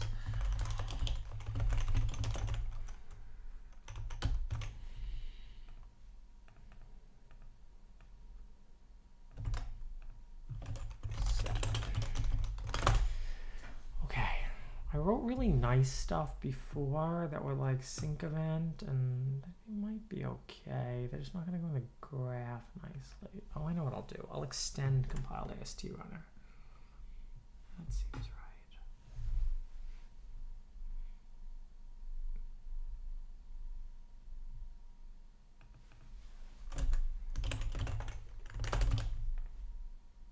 I've got like nice stuff here. Okay, here we go.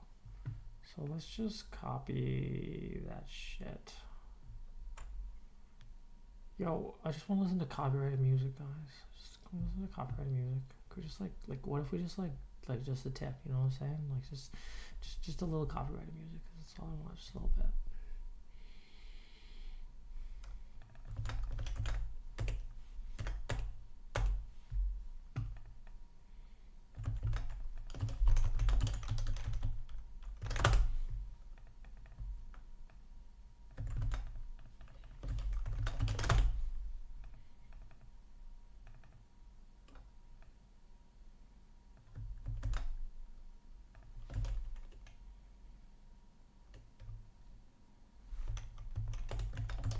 Goes down here. Don't put it up there, bros.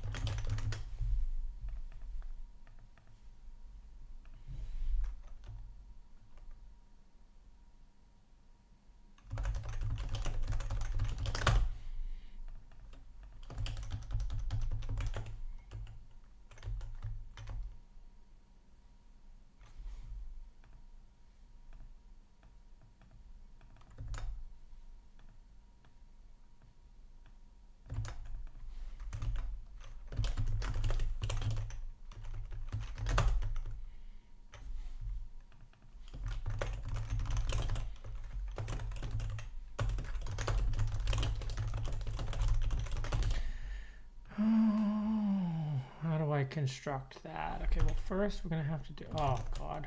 We have a device here. Another constructor for this. Why is it so complicated? None sync prog is a string. Oh, I don't.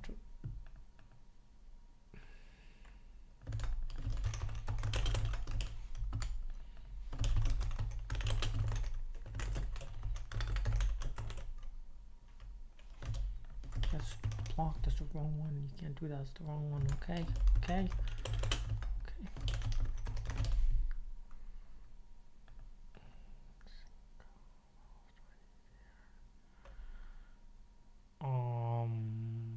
libgood device. Gotta pass in the device subdevice. Like it's that's something that needs to be refactored. 111. All right. And we don't actually do that. We say super.init. I think that works, except we do need to override exec as well. Or at least we need to override call, because we have to pass in the, even though we don't call it with an it might just be easier to do. Okay, we have to say self.sem equals device subdevice dot host alec for. And then here we just take this here and do that dot sem.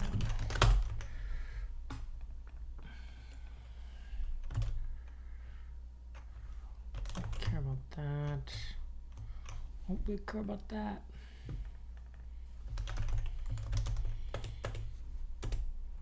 I did like a nice job with this. I also some. Oh, I do need to put. Oh, I do need to do call. Oh, it's so hard. So hard. All right, fine. You don't have to put that there. Fine.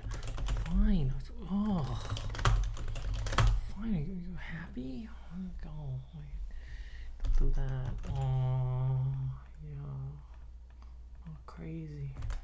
Not crazy. I swear to God, I'm not crazy.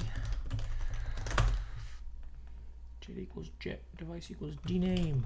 Oh, that's due to dname. Oh, here we go. Super.call.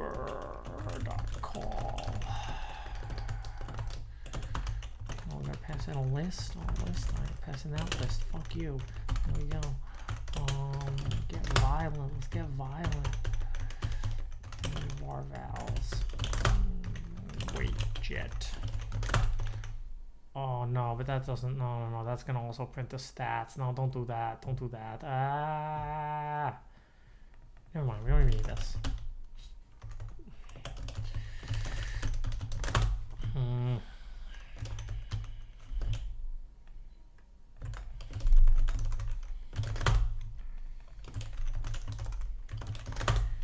we're gonna make block events though.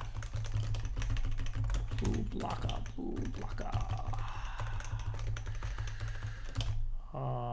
Where'd the block at? The block is hot. Jenny from the block. So much block. We don't need dname. That's dumb. We don't need to allocate a semaphore there. That's dumb. And we don't even need event num anymore. And that's just sad. Actually, let's keep event num and let's call this sync. That doesn't work. Whatever. It's a later problem. Okay, I think those work. I have some tests for this crap.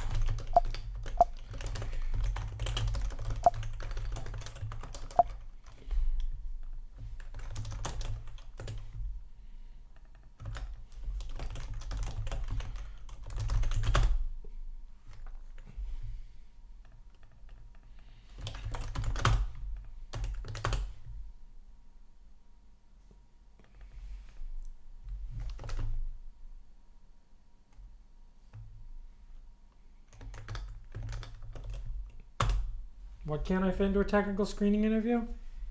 hipDevice has no attribute host alloc. Oh yeah, you can use a fucking allocator. Good. There you go. Remember that time my CPU didn't have boost? Sync event has no attribute. CL prog. Well, that doesn't seem right. Oh, we gotta build.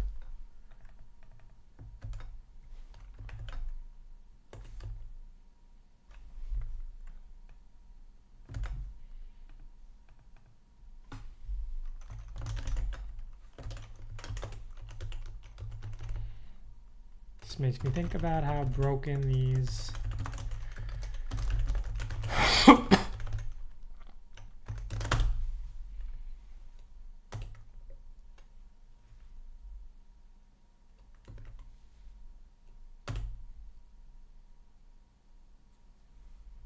See, void p has no attribute.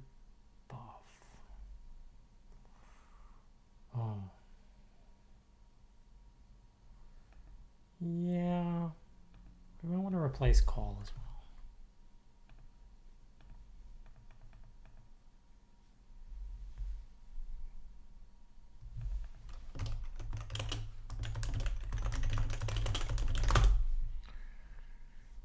There are some really nice stuff here. Here we go.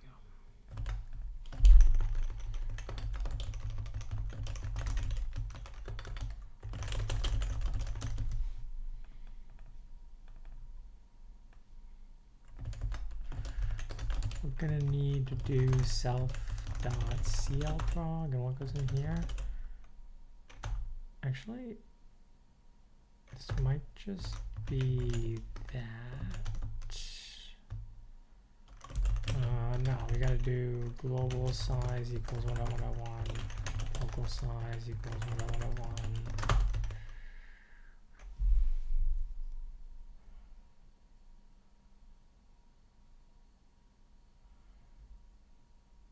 Wait, I missed the hype train? What?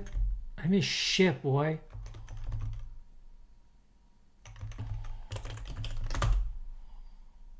I do this all for... man, this. Someone... Oh, that's not a... Yeah, okay, fine.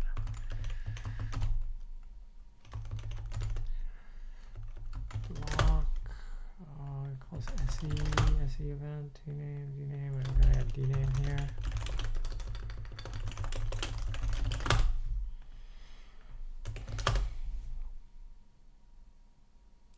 Sync event has no object, EVT. Yeah, because it's called SEM. And this is called SESEM.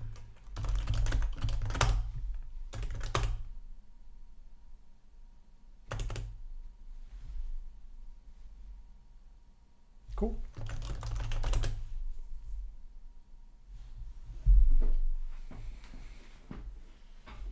Great. It's just slow as balls.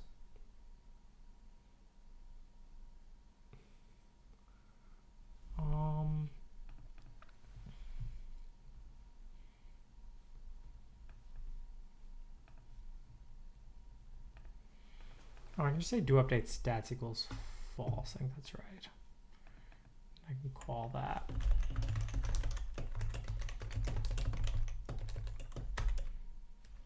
Oh no, because I have to get a list of buffers. I don't want that either. Ugh. Okay, whatever. Why is that slow as balls? Very slow. Why are all those transfers taking 17 years? No, it's not even just that one. Huh? Oh, I know what's wrong.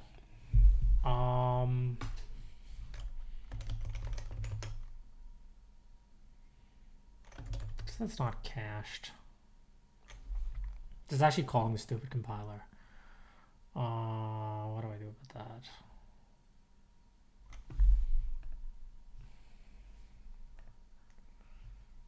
Here's the cache to program. That's not right. I don't want that. We can like pre-compile that maybe.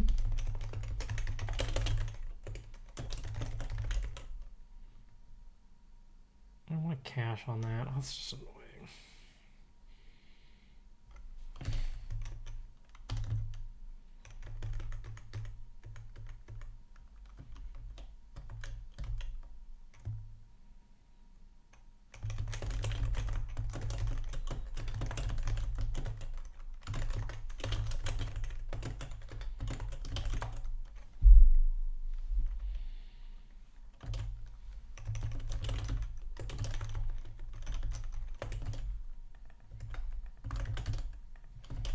Abstract that shit better.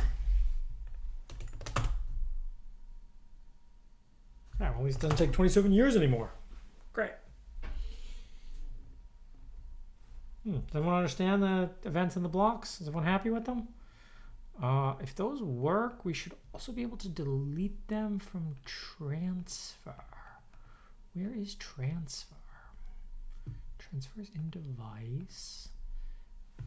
And we just don't need this anymore.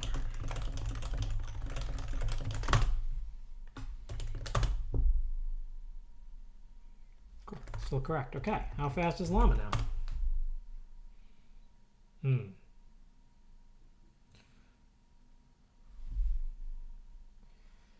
Yeah, okay. This is only a problem if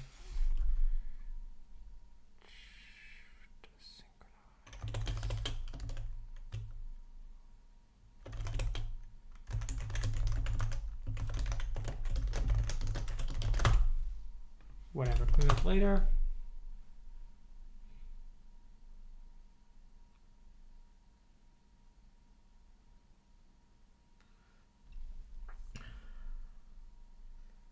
C void P object has no attribute size.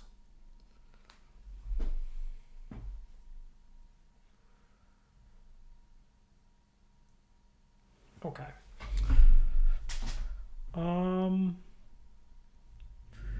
We probably want that to be a buffer. Think about how to do that.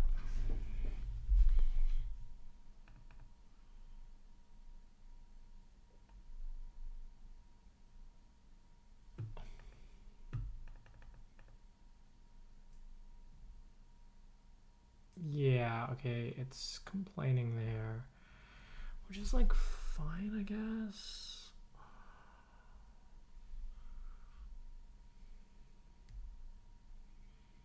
This is a deeper problem. All these things are deeper problems. Like, you just realize that you got your abstractions wrong and you're angry.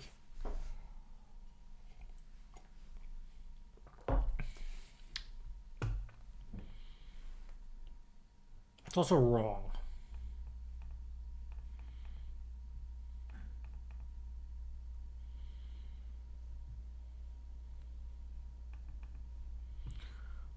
But wait, no, that's not a hard problem.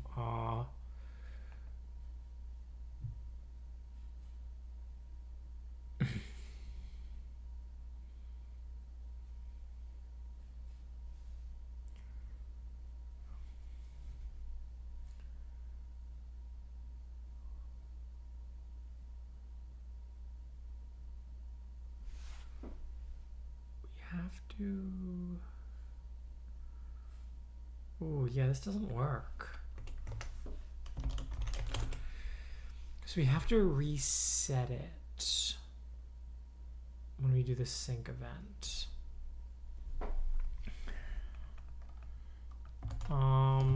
2mv self-sem sub 0 equals 0. Pretty sure that's right.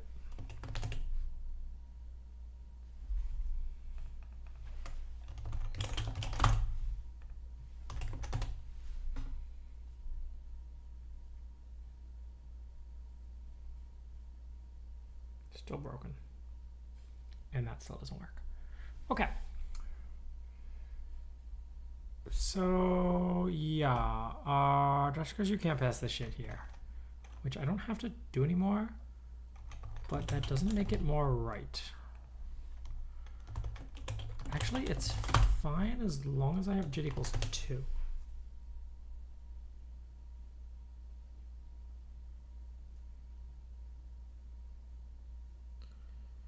That's okay. That's a known bug.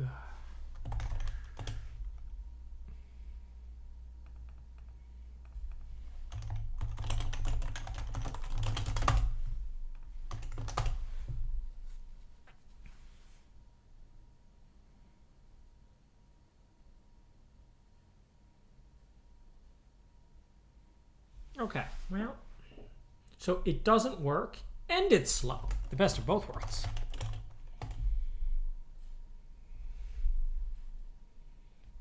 Those are just kernels, though.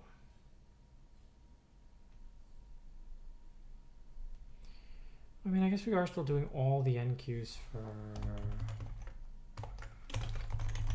Let's see what's slow.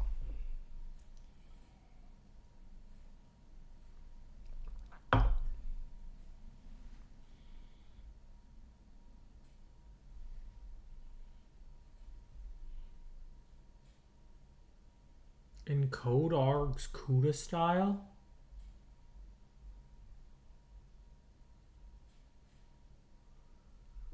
Hello, society.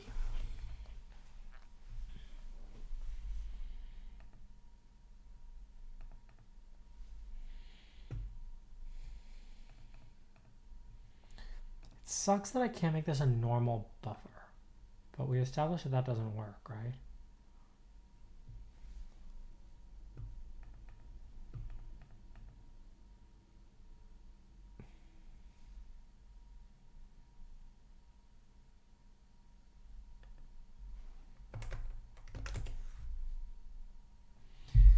Okay, the main reason this isn't working is because we always fire that. No, that should fix that.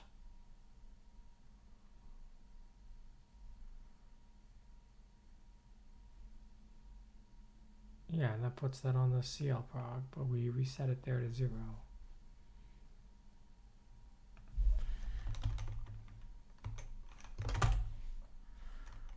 Oh, you know what?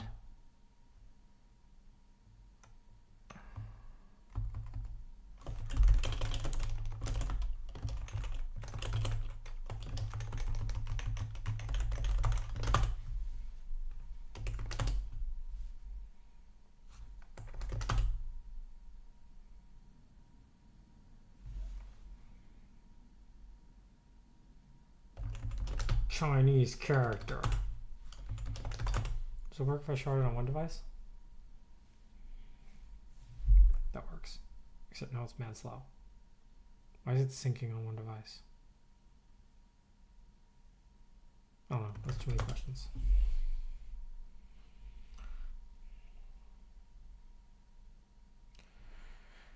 Okay, well that doesn't work. But if I put the, what if I put the stuff back in transfer?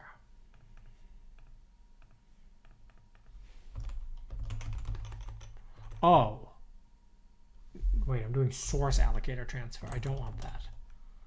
I set this up to work with dest allocator transfer. No. No, source is probably right. Okay, so source, and then on dest, if it's a buffer copy, I block on that event, which is right. I do this after the buffer is done storing. Wait, that's not right. Oh, okay. So I'm doing the block before I enqueue the buffer, so that would have to be on the dest device. Like you can do the copy from either device. Hello, nobody. Nobody is talking. Multi-call, multi-call, multi-call. So if I put like a source synchronize here, this works.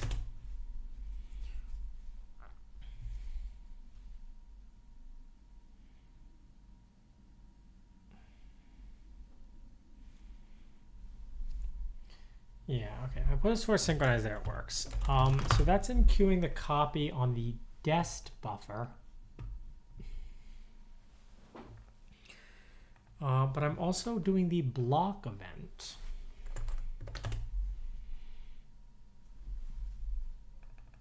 This seems right? Like there's event 31 with the sync event. I set the semaphore to 0. I mean,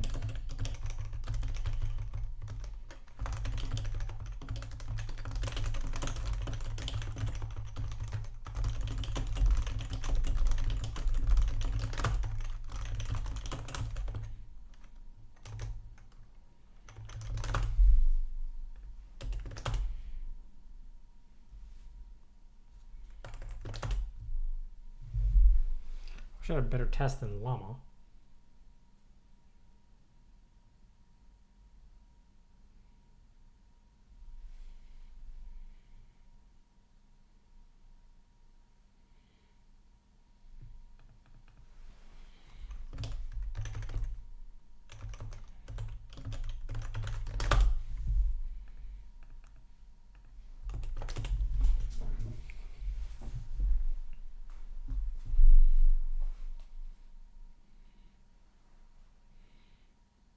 Schlagen. How is that different though?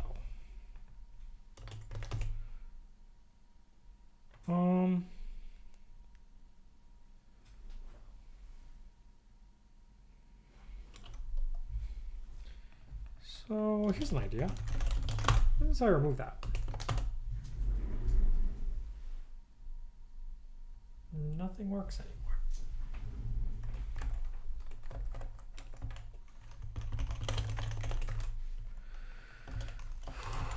Okay, let's see if any of the multi-tensor tests fail.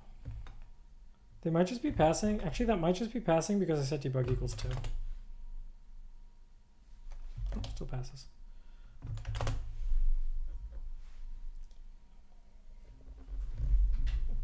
Oh, good. We have some ease. Good. So move that. We'll find a more minimal test.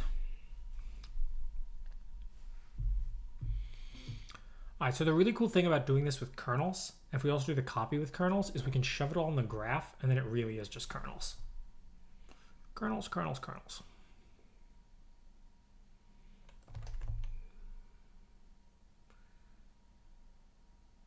Oh, interpreted object has no attribute runtime. What? Oh, yeah, this should only be...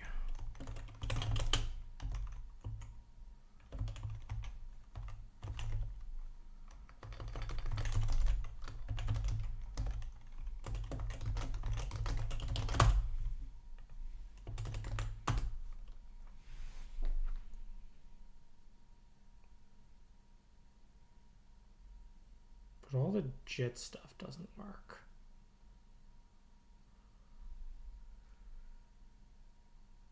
Which is interesting. Oh, but I see why they're failing. Okay. The JITs aren't failing for any interesting reason. They're just... yeah, okay, let's fix this. We do need to pass that in. Ugh.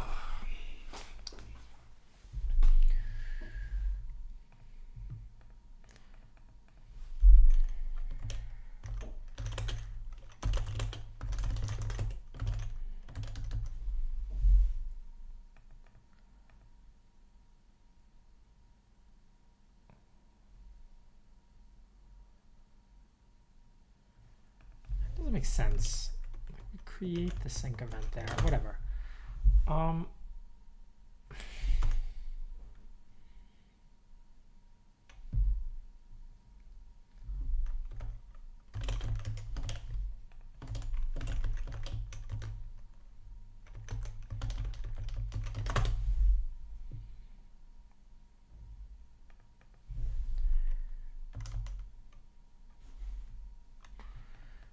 And then we actually need to create a buffer here. So let's buffer.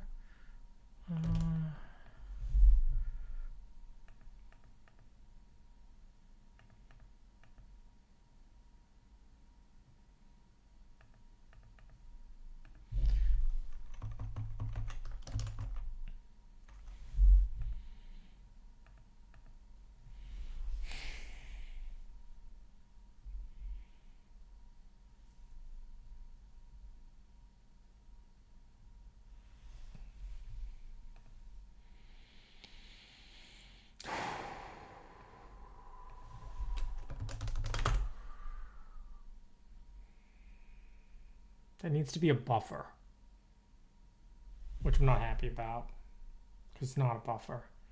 It's a host alloc.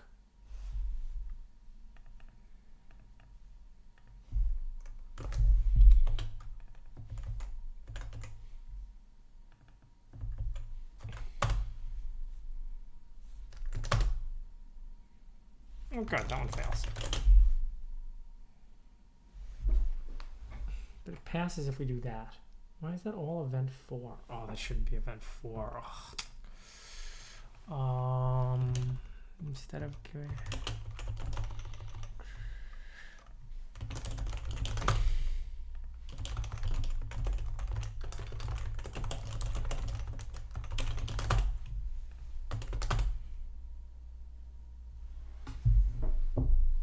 great. It's not really 1, but whatever. block at 3, event 3. Okay, good. Except this doesn't work. Why doesn't this work? I'm not putting anything in a jet. Which also really shouldn't break anything either, but this just doesn't work.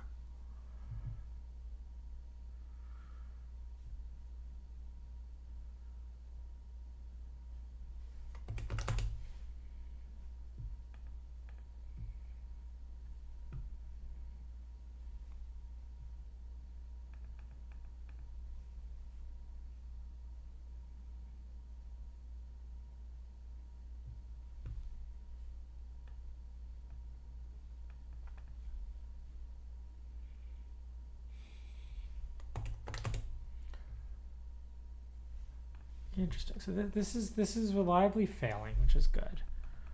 But it doesn't fail if I put the synchronize back in.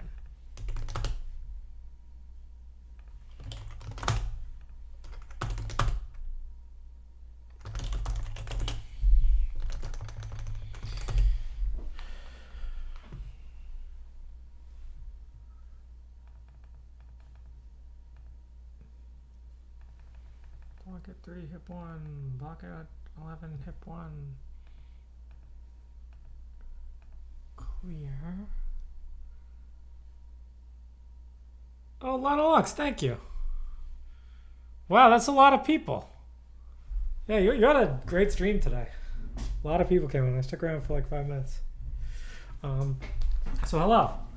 Welcome, new people. My name is George Hotz. I am working on a deep learning library called tinygrad. So you can get tinygrad on GitHub, on your friendly neighborhood GitHub. And this is tinygrad. It has 22,000 stars, so it can't be too bad. Think about it like PyTorch. It's very similar to PyTorch. Maybe the best example to start with is this example called Beautiful MNIST. So Beautiful MNIST, this is an MNIST example. And unlike a lot of MNIST examples, it gets you 98%. So we can go over here to my Mac and we can actually run it. So let's just update to the latest master and then let's give it a try. Examples of Beautiful MNIST. So it's actually pretty fast. It's training an MNIST model now and it got 97.69%. You're like, oh, this is a boring, oh, we'll let the non-subs talk. We'll let the non-subs talk. That's a good point. We'll let the non-subs talk. So this is tinygrad. Tinygrad is my deep learning library. It's actually a company. We are the Tiny Corp, tinygrad.org. We have an employee. We have 2 people working full-time at the Tiny Corp. We have some interns that we're very excited about, starting soon. So yeah. So you're like, oh, well, why would you use this instead of PyTorch, right? And PyTorch is actually good software. Unlike self-driving cars, where everyone else is an idiot, PyTorch is actually pretty good software. JAX is pretty good software. What are the differences between tinygrad and the other frameworks? The whole difference is this. These are the only operations that tinygrad compiles to. So we have unary ops, binary ops, and ternary ops. Those are all examples of element-wise ops. We have reduce ops, which can reduce an axis, like a sum or a max. We have buffer ops, which deal with actual physical buffers on the device. We have movement ops, which deal with different ways to look at buffers. And then we have load ops. And load ops are just like contiguous copy, very boring things. So the only thing that really exists is element-wise ops, reduce ops, and movement ops. And you're like, but George, how do you get a convolution? How do you get a matrix multiplication? I'll show you how you get a matrix multiplication. So this is tinygrad's mapmul right here. And we can run it. And it's not that fast. Right there, you're only getting 2.4, but it's a small matrix. If you make it a big matrix, it will be a lot faster. But that's still 2.4 teraflops, which are pretty good. So how does this work? Well, look at this code. One way to think about a matrix multiply is to think about your 2 matrices that you're multiplying, putting them squares on faces of a cube, doing the n cubed multiply, and then doing an n cubed sum, and the last face of the cube is your multiplied matrix. In tinygrad, you can actually write it like that. So we reshape and multiply together, and then it's broadcasted to be the cube, and then we sum across this axis of the cube, and we are left with a matrix multiply. You can also do convolutions like this. So if we go in tensor.py, which is the front end for tinygrad, we can go check out the conv code. So there is winigrad in the conv code here. This is winigrad, but if you don't want to use winigrad, this is the convolution. It's very simple. It's really just a bunch of movement ops. I think it's pretty good to look at this one called pool. It's kind of confusing to read, but when you understand what it's doing, you realize that you can express convolutions, matrix multiplies, all in terms of these absolute minimum set of operations. Element-wise ops, reduce ops, and movement ops. So that is kind of the power of tinygrad. Whereas pytorch will have a conv2d transpose on cuda in uint8 and have a specific set of code to implement that. The problem with that is you have your operations multiplied by your runtimes multiplied by your dtypes. Because of those multiplies, the amount of code you have to maintain is huge. In tinygrad, we factorize those concepts pretty well. So the amount of code you have to maintain, you replace those multiplies with plus. We have code that implements dtypes. And our code that implements dtypes is completely independent of our code that implements convolutions. If you add another dtype here, this dtype will work for all convolutions, all matrix multiplies, all max pools, all everything. Then you say, how do we actually make it fast? Well, we believe in the bitter lesson. So we have a search machine here, which does a beam search to search over a bunch of permutations you can do on a kernel, and the permutations are defined right here. All these different operations you can do to like mess with the kernels to keep the compute the same, but to make it actually fast. So where are we right now in practice? tinygrad is faster than pytorch, stable diffusion on Mac. For a bunch of things, we're the fastest on AMD. We're less competitive on NVIDIA, but only because the world has put tons and tons and tons of effort into NVIDIA. We're working on getting there, and that's kind of where we are right now. Something else that's really cool about tinygrad, you can pass in this argument debug equals 2, and it will show you the real kernels that it's launching to the GPU. So you can see these kernels are batched because we're using the graph API on Metal, but these are the actual kernels. We have a cool argument here called JIT_graph equals 1, and that will graph whatever we put in tinygrad's JIT. And then I can go over here to net.svg, and we can actually see what this looks like. So this is the MNIST kernel. Sorry, well, this is the MNIST net expressed in its simplest things. So like you can see, this sum is actually a convolution after some matrix ops. And does these, then it does the backwards pass, and then you'll see that these are backwards passes, and then this big shit here is the atom optimizer. Can you add convolution as a custom op? So you don't need that. Why do you think the convolutions in here are very fast? The convolution is automatically generated from movement ops and reduce ops. So that is what tinygrad is. And my belief is that eventually we will pass all the other deep learning libraries because of this. As they start to collapse under the weight of their own complexity because they have multiplies in there, we have adds. And that's a different algorithmic order of complexity.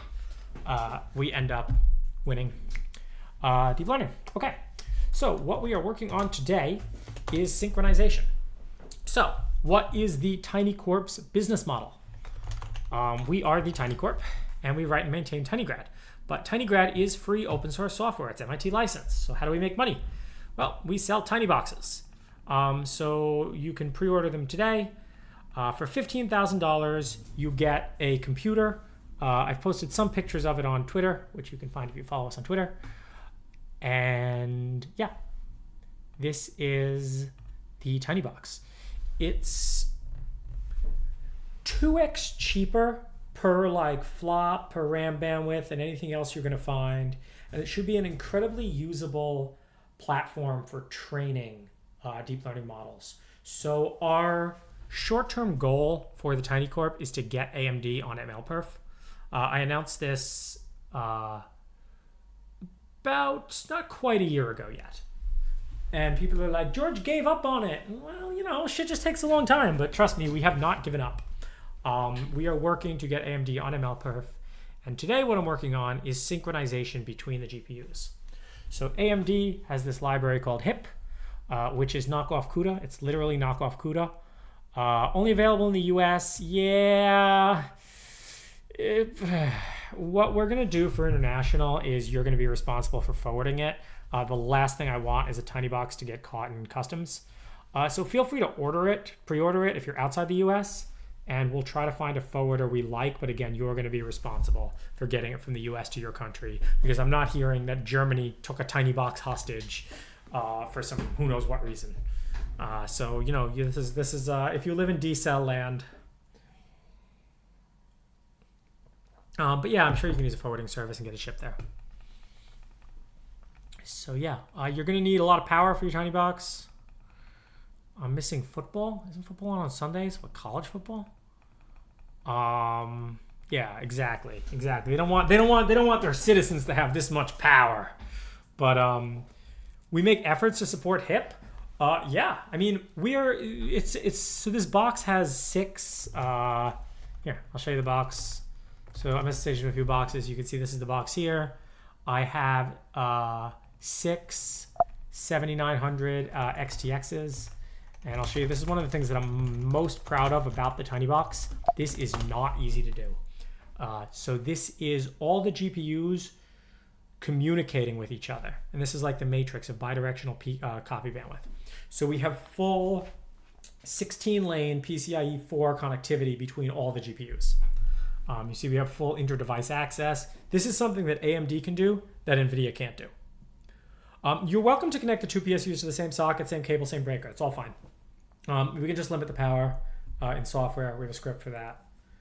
But yeah, it's a fully operational compute station. We want to start driving down MLPerf numbers. Yeah, so for distributed training across tinyboxes, every tinybox has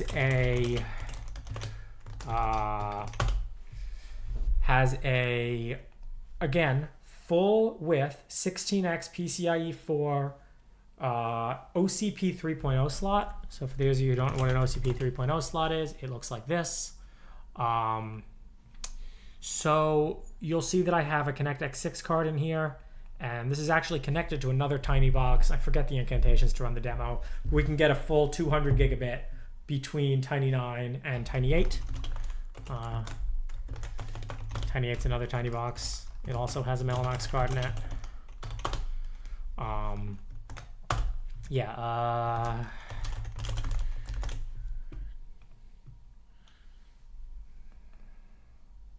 So this is the actual. If you guys actually want to see what Tiny 8 and Tiny 7 look like, these are Comma AI. It's actual infiniband. What's the IV status? There you go. So yeah, they're connected over InfiniBand. So we will get to multi-machine stuff, but mostly we're interested in multi-device stuff for now. We figure most people are just going to buy one tiny box, and we'll get to all the cross stuff later. Cool. So since you guys are new here, and we have a lot of viewers right now, I'm happy to answer any questions you might have. Even we can get a little bit generic with the questions. I'm in a good mood. I just ate a calzone. It was a disgusting calzone. And I regret purchasing said calzone. But yeah, distributed training across systems. Oh, you guys don't know about BTOP? Yo, we got BTOP. No, this doesn't have BTOP. Just all BTOP. What's the picture on the left? Oh, these are our tiny boxes. This is a shower curtain so that the heat doesn't leak. Did we get some direct support from AMD? I have contacts at AMD. They are not as useful as you might think. Mostly you're on your own for making these things work. I don't know, like they're trying. I think that if I like threw another tantrum, they'd do stuff again. But you know, everything's about triage in these kind of companies. Do I have any thoughts on distributed training across the internet? I'm quite bearish on that. because you are several orders of magnitude off from the bandwidth required, and you have high latencies. So basically, the only algorithm we've got to successfully train at least large neural networks in the traditional sense. The RL stuff kind of works, but the large traditional neural networks are all using some form of synchronous gradient descent, whereas your entire data center is synchronized. All the weights are copied between your machines. People have tried other algorithms. They kind of don't work, and there's no way you're ever going to make this work across the internet. So these nodes have the same bandwidth between them as any GPUs have between them. And then you can do ring reduce, which gives you, if you have 28, take your full duplex bandwidth and divide it by 2, and that's about how much all reduced bandwidth you can get. What is the best chip? The best chip is the NVIDIA H100. Let me show you the problem with the NVIDIA H100. The problem with the NVIDIA H100 is the price of the NVIDIA H100. So we use this.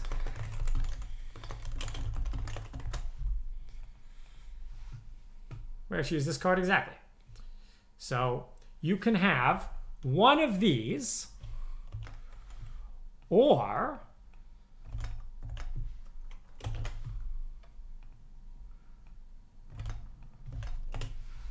36 of these. And when you put 36 of these next to one of these, this doesn't look like a very good deal anymore. For example, it has 80 gigs of RAM. Well, each one of these has 24. So what's 24 times 36? 864. So yeah, these are a really good deal. What software LLMs will be shipped with tinybox? If you are looking for a very consumery experience, you're probably not going to have a good time. We have a list of demos that we want to make work. So this is our bounty spreadsheet. If you solve any of these bounties, by the way, tinygrad, the tiny corp will pay you. So we have the tinybox launch apps. So at launch, we're going to do 10 tokens per second, llama 2, unquantized, Mixtral at 5+ tokens per second, HLB CFAR to 94%, less than 10 seconds, and we're going to have ResNet training in under 4 hours. After launch, I want to get the rest of the MLPerf models, Tiny Llama training, and the Pokemon RL replication. But yeah, so this is pretty much what's going to be supported at launch. Again, there's just no way really for you to run Llama 2 70B and FP16 without renting a machine that costs $100,000. So yeah, H100s are very expensive, and that's the main problem with them. Let's see what their ratings are. Bad. Worst graphics card. So yeah. I don't intend to keep any software secret sauce to myself. No. Why would I? If you think you can compete with us on hardware, by all means try. You have no idea how hard it is to ship hardware. It's all open source. I don't plan on... Yeah, how fast I wrote Mixtral, right? The dev speed with tinygrad is unbelievable. It is faster than anything. It has less bugs probably than anything. Because, like, the main... I guess I didn't really talk about the other selling point of tinygrad. Tinygrad is... Well, that's too many, actually. Tinygrad Master is under 5,000 lines of code. So all of this functionality fits in 4,997 lines.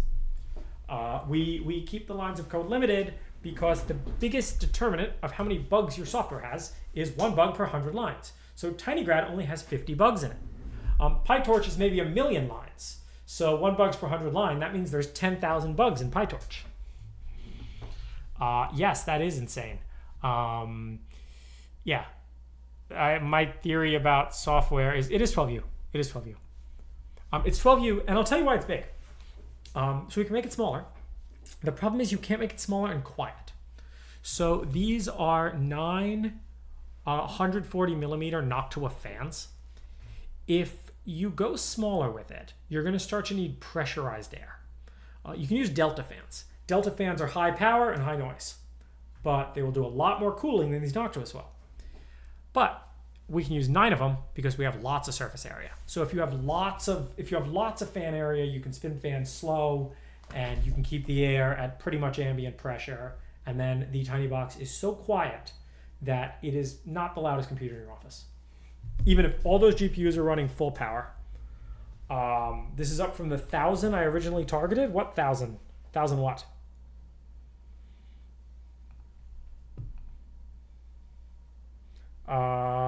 Oh, the 1,000 lines? Yeah, and it's probably going to go up again.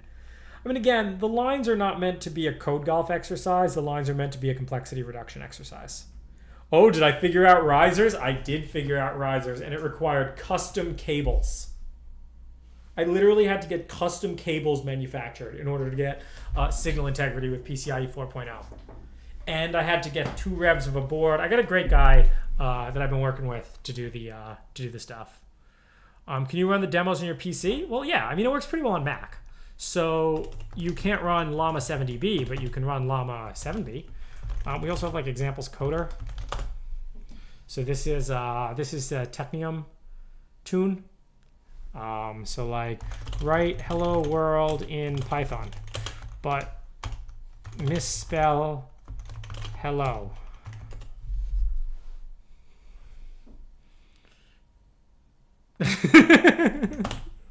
See, there we go. Spell it with more O's.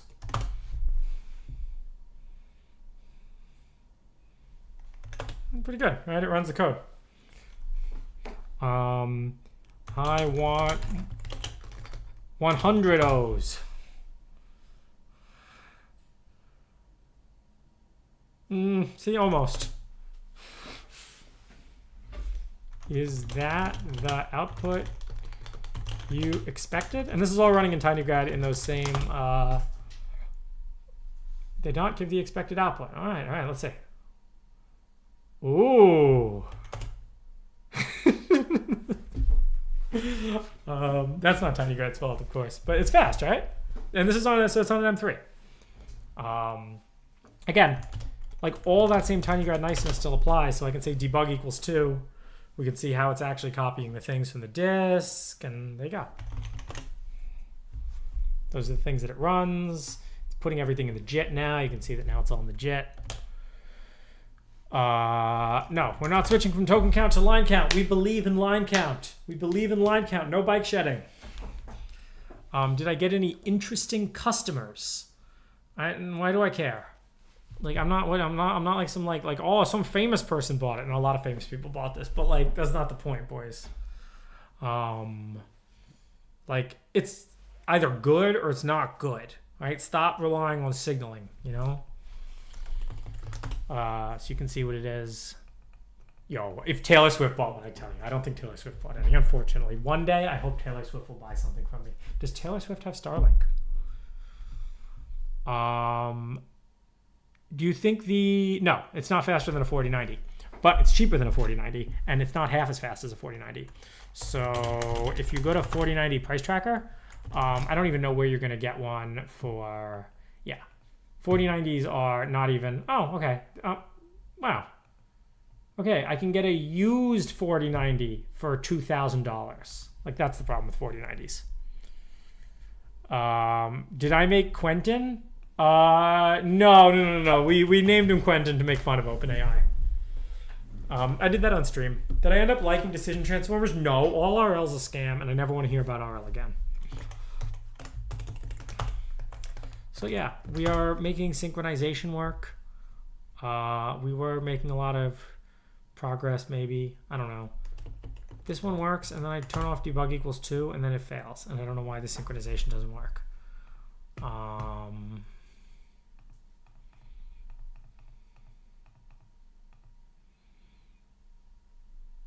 No, RL is total scam, boys. Don't let anyone tell you otherwise.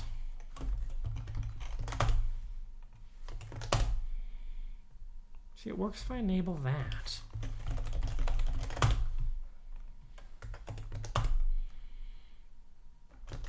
How can you make it out of the hood? The bus runs every day. Morgan Freeman.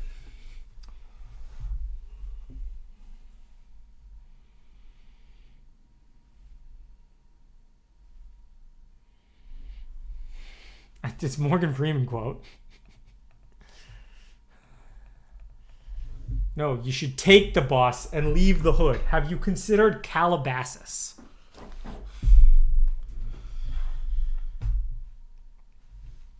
All right.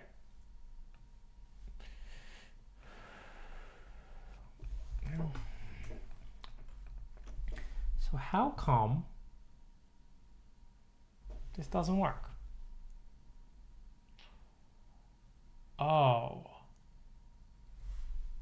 It might be this one causing the problem. If we aren't finishing that. So let's throw a synchronize in here.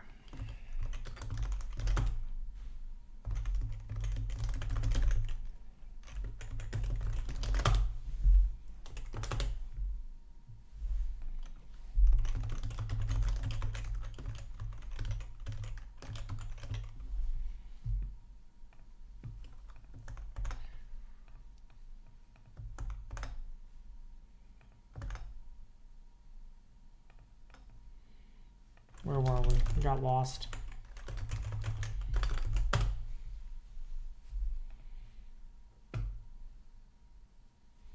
Oh, if you're here to complain about the font, I have bad news for you. People have been complaining about the font for a long time, and I don't really do anything about it.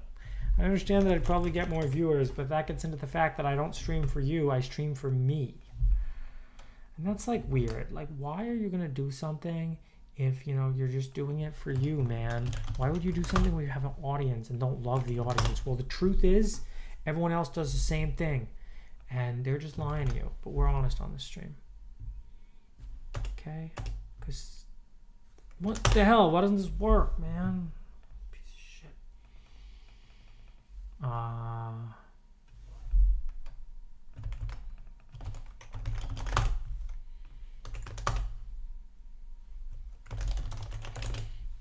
Thank you. Okay, so even with those two synchronizes, it still doesn't work.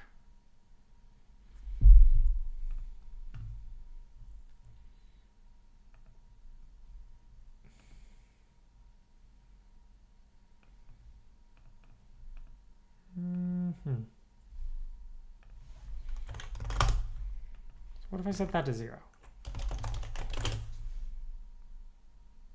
You know, just blocks forever. That's good. So that works. It's just like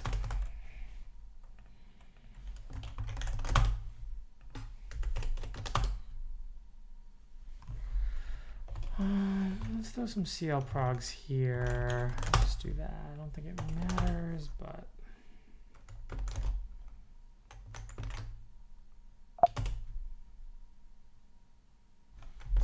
no, there's something wrong.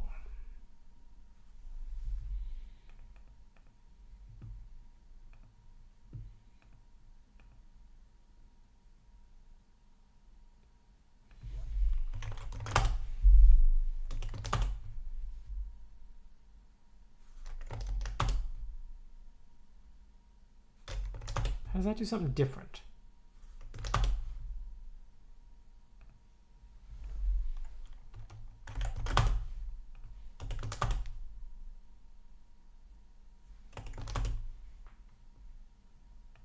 Why are those all the same?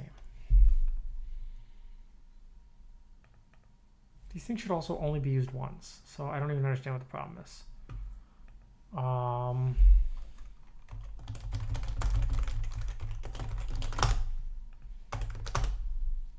What part of tinygrad's written in C? None of it. None of it's written in C. It's all in Python. You think I write shit in C? You see me sitting around waiting for a C compiler to compile shit?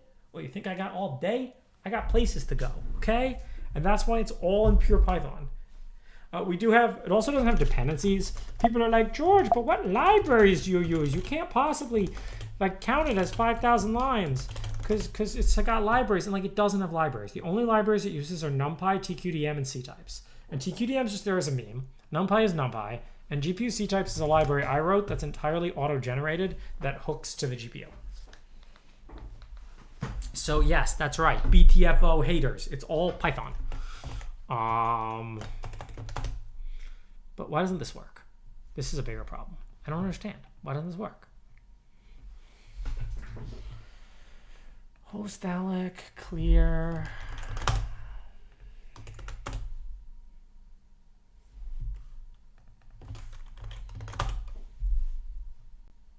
Oh, CoderPy does depend on sentence piece. I'm very upset about that. If someone wants to fix that, I'd be supportive of that.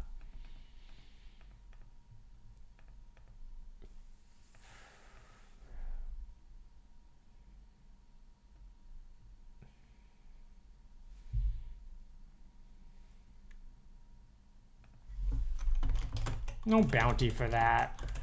I'm gonna support your shitty code.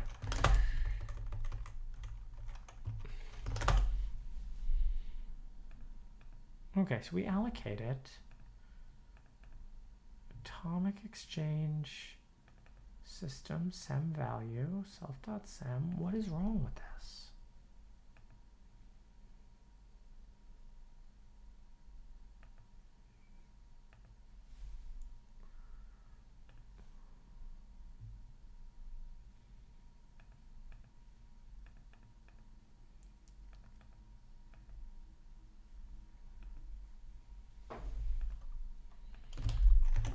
Just try this. Get rid of value from there and just put 1 there. That's not going to fix anything. That was stupid. I knew it wasn't going to fix anything. It's in host memory. We're in system. There's only one thread.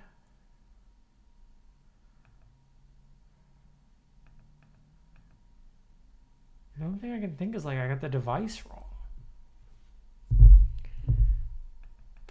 Okay, we put the synced event on the out device, which writes. We put the synced event on the out device of copy.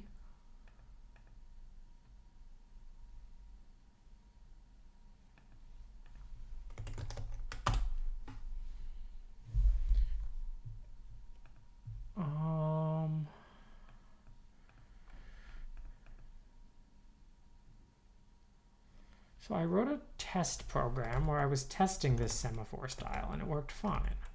I should go back to it.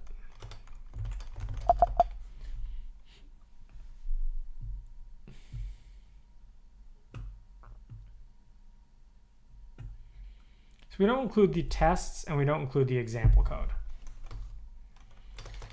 There may be some C in there, but it's not actually used for tinygrad. You don't actually need it. Yeah, so this semaphore style works fine here. Let's get rid of this, because I don't do that in the other thing. Okay, so that breaks it. Let's change it to 2mv_sem4. Call it host, and just have a function called clear host sem0 equals 0. See if just clear works here. Yeah, that works fine. I shouldn't need that synchronize. I don't need that fetch.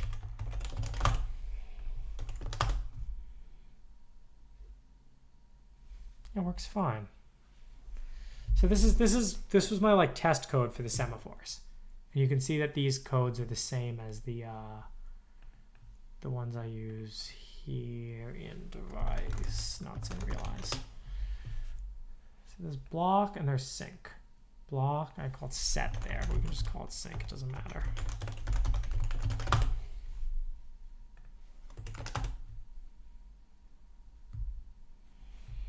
You can see that it's sleeping and then doing the copy.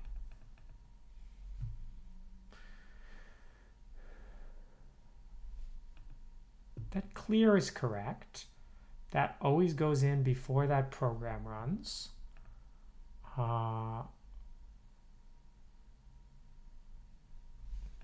Yeah, there's the sync event.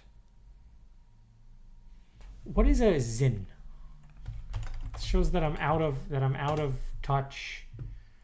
Oh, Oh, like snus.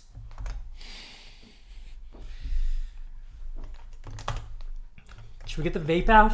No, they'll get flagged again. The real highlight of today's stream was reading my LinkedIn apology. Snooze. I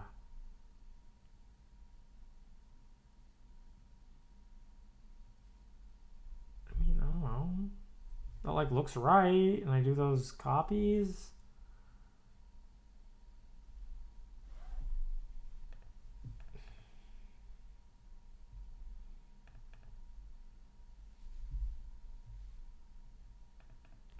I reset them. These are. It's not like these events are even reused, are they? No. Event 3. For some reason, I trigger a synchronize there, which is fine. How come this fails?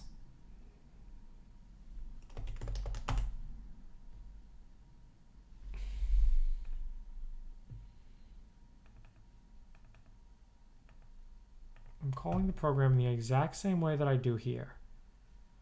Global size, local size. I can get rid of that. None of that stuff matters. I clear. I enqueue the thing that sets the semaphore. I call this with the same semaphore.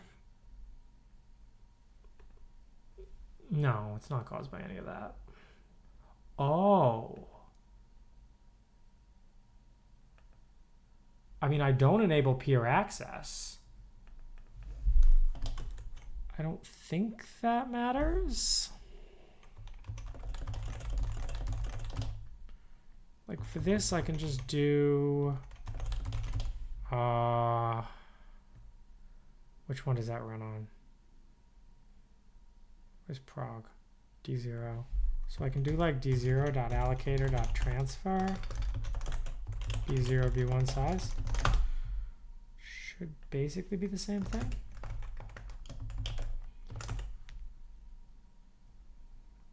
It's the same thing, just slower. Which is what I'm doing. I don't have the wrappers and transfer. I mean, that's not the low level transfer anyway, so it doesn't matter.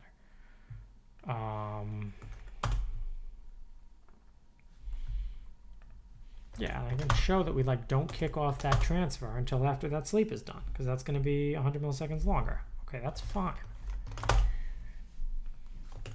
And if I don't ever set the semaphore, it never goes.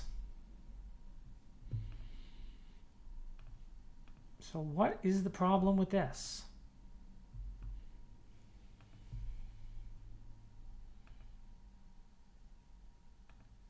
Synced buffers, SI inputs. Block event. We have those synchronizes, but those don't even matter. Block 11, event 11. These should all have access to this host memory that I allocated.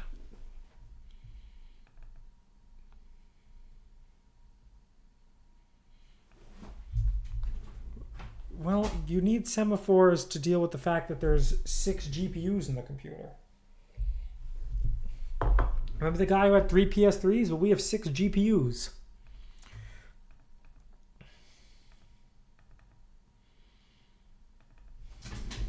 Okay. We set the value. We do this atomic cast system. I don't know. Maybe we'll add that like thread synchronized shit that I commented out. Why do I delete it? Why do I delete things? Thread sync global or something. Hip.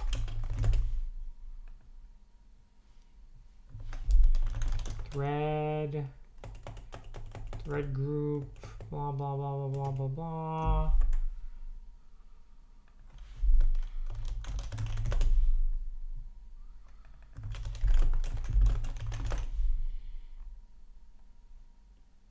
No. We're not reading the LinkedIn apology again. And you know what? We're not even gonna. No, we'll let non-subscribers keep talking. Thank you for coming around and joining my stream. We love having you here. Some of you.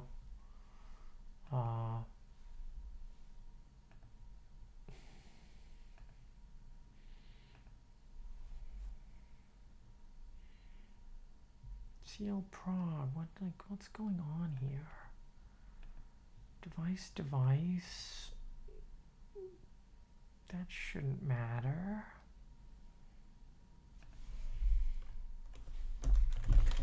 Actually, if I get rid of that, I wonder if it works.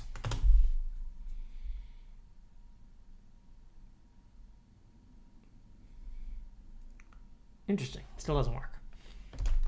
It just takes longer to not work.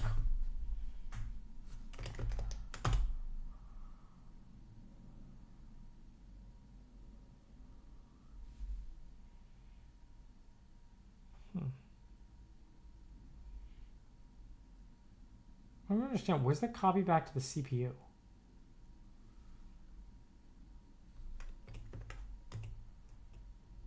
Where's the CPU copy?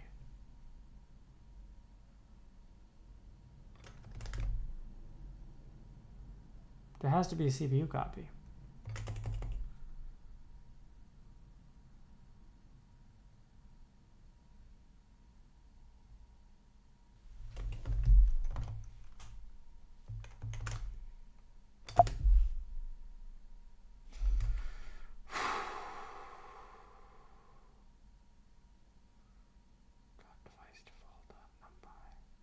Oh, there's just a copy out. Okay, never mind.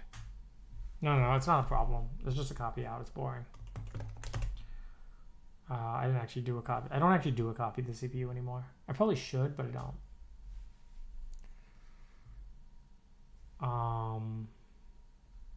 How are we going to debug this? I know what we can do. Let's try this.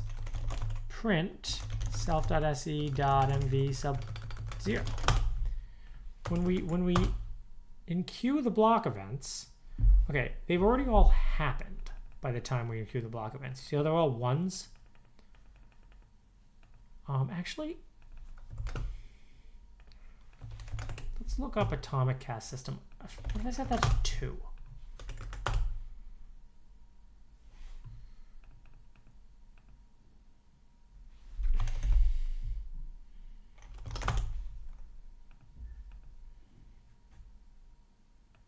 That'll store a 2 in there, and then it won't trigger twice. Doesn't it change anything? Yeah, they're all ones.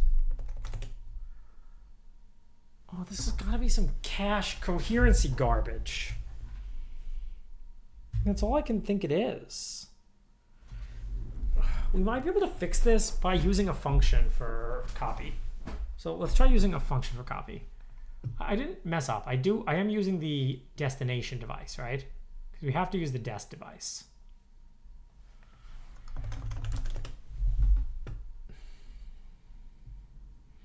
Yeah, dest allocated transfer. Okay. Let's try a. Let me throw a knit here. Let's go over to realize where we create this thing. Buffer X for, let's make device here. And we can have another function.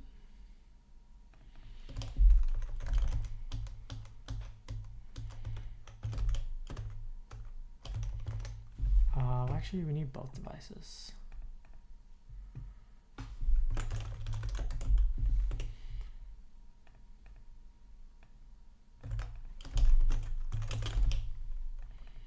This is dest device and this is source device. Let's go over to hip peer-to-peer because we didn't actually check. Yeah, there might just be cache coherency issues. We get a lot more control if we put our own. Okay, now we have a function called copy. Let's just make this actually stupid. Great. Lib equals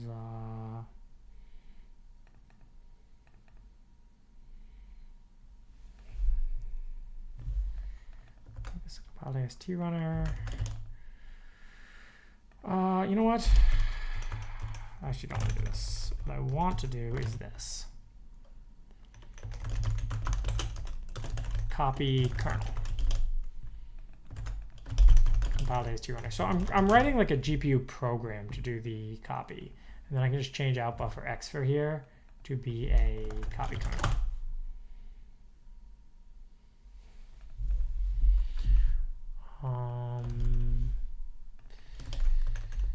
So just here, we'll call this copy.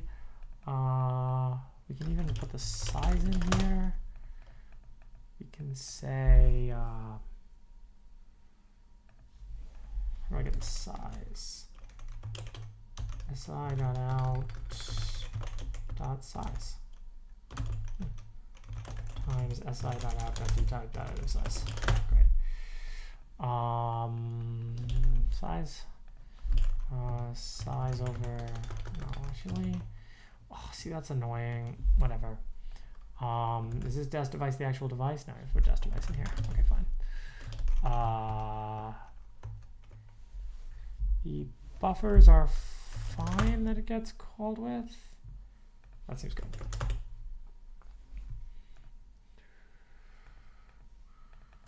What's it angry about? Oh, we'll leave that there, but we don't actually use that anymore. Okay. So now we're enqueuing the copy kernel. Copy kernel has no attributes clprog, and that's because I didn't do a build. We have to do a build.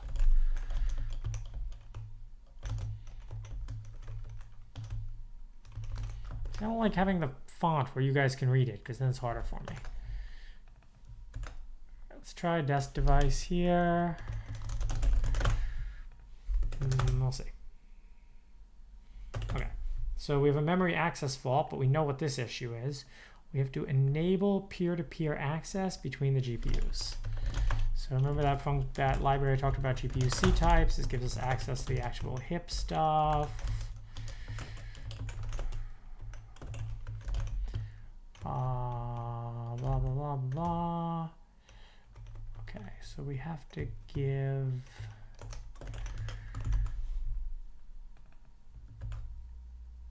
it's device of desk device dot device.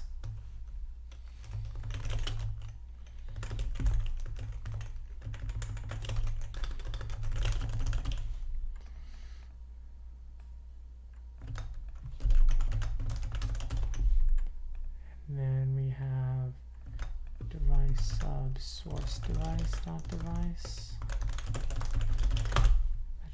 That should fix the memory access fault. Peer access is already enabled. Oh, that's a different problem. Enable peer D0, D1. Enable peer D0, D1. You want to see a cool Python trick? If I put functools LRU cache in front of this, it will never actually get called with the same parameters more than once. So we set device to the dest and we enable access from the source. That seems right. D0 is not defined? Oh yeah, because I'm an idiot. D0 dest device, source device.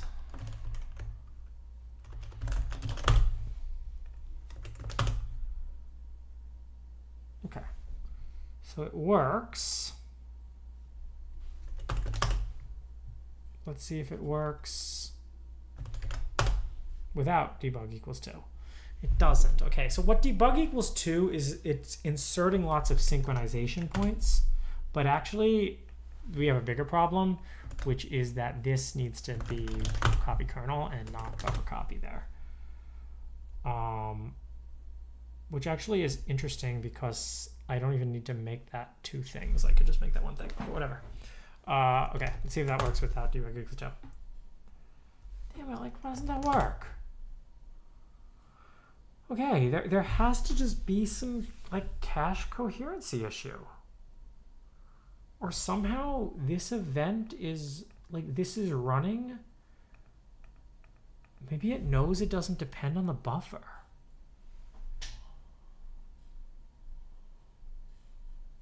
Interesting. Okay, I have a theory.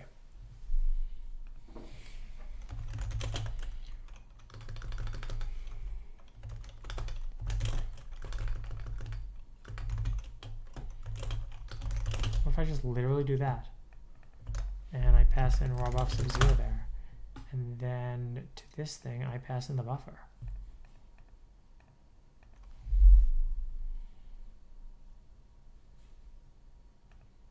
I have to pass in the actual buffer here.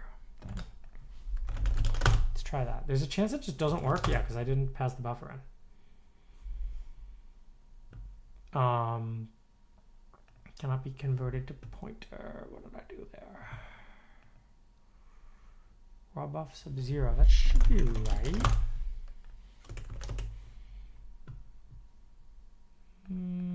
Oh, dot buff.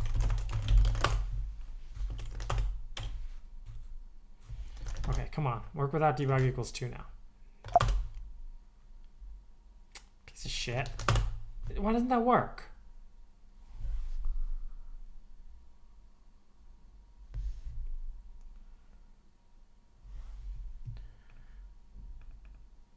We block.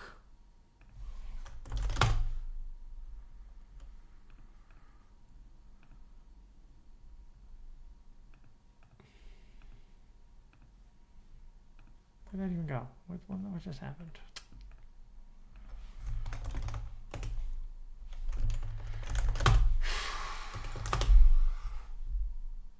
It's impossible to debug.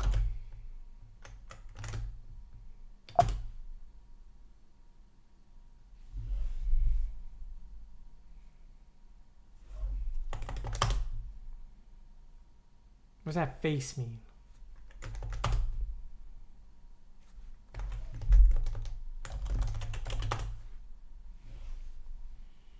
All right, so this runs llama using all this stuff now. Okay, now we have to shard it too. So we can run llama across 2 GPUs using all this same event and block stuff. Now I wonder if I run it with debug equals 2 if it gives me the right output. It's just very slow.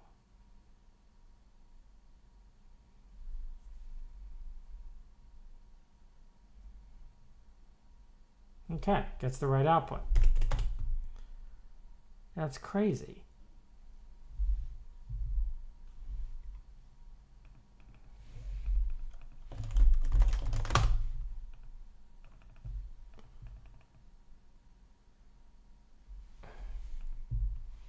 This is on a tinybox. See how it says tiny9? But if I run it there, it doesn't work. Okay, is there some hip global synchronized thing I'm missing? If I do shard 1, it works. But if I do shard 2,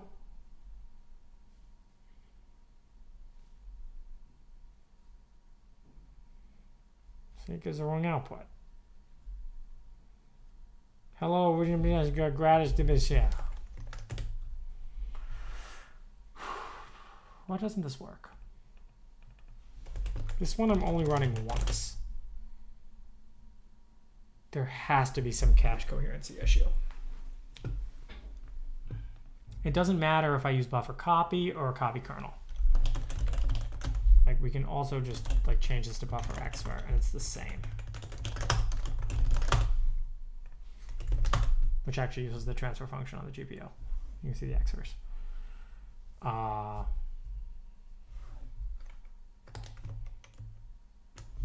It's interesting how whatever that is takes forever though. Debug equals 1 doesn't really do anything. I doubt it works. No, it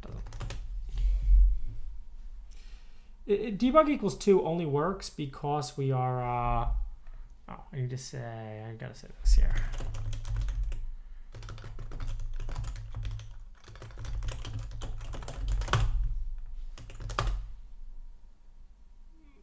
have the blocks in there. But debug equals 2 just works because it like forces the entire GPU to synchronize.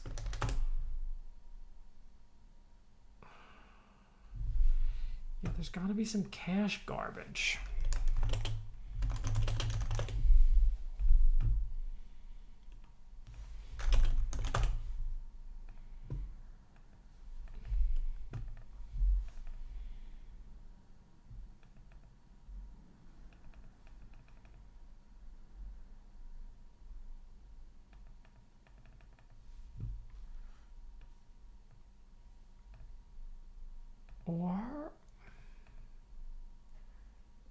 Or, let's just try this. Make it the whole warp. Can't hurt. What if I do that if it breaks? No, it doesn't. But what if I do that? Does it break?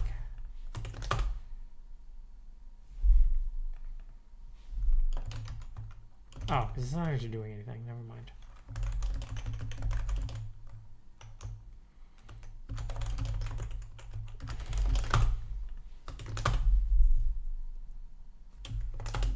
How exactly does that not break it?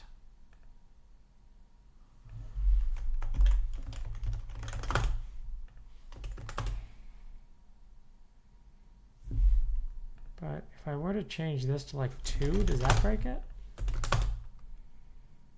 How does that not break it? Okay, that's even weirder.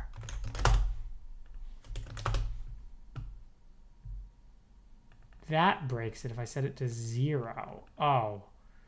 Well, okay, that seems actually kind of right. Yeah, okay, it won't actually set it. Okay, that's fine. I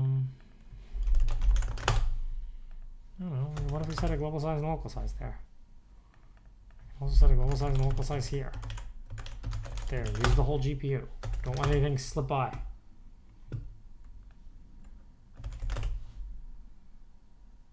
Doesn't work.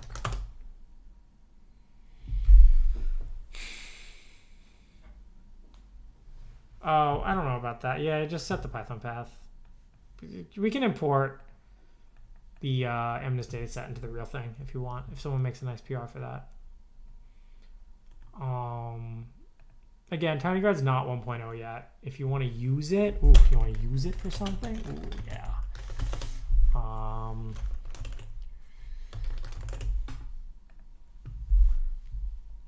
right, so like, where's like my cache shit?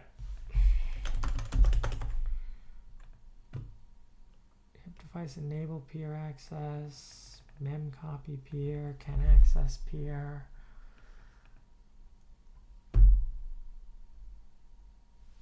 Like, I don't really know what to...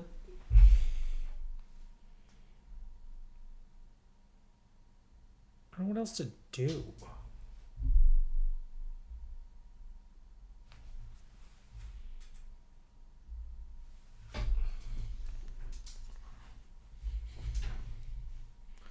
Are there any coherent memory flags? Where?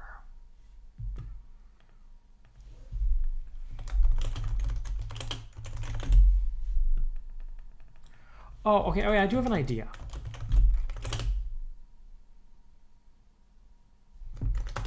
Interesting that that changes things. Okay. I'm going to set LRU equals 0. Let me just disable freeing. Freeing is a very overrated thing.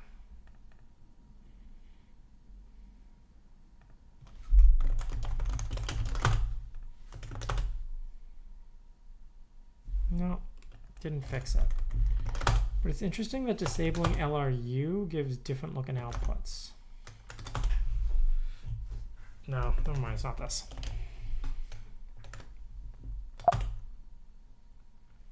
By the way, no, that's annoying because I'm gonna have to copy it back. But we could see a nice graph of what it's actually doing.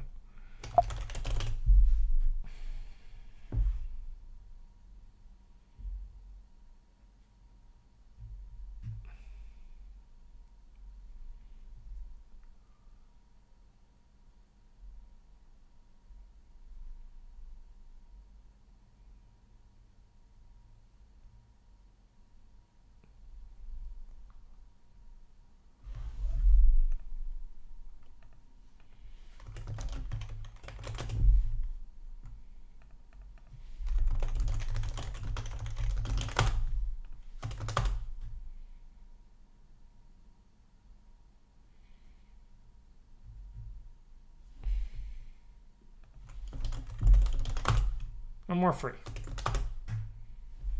No free.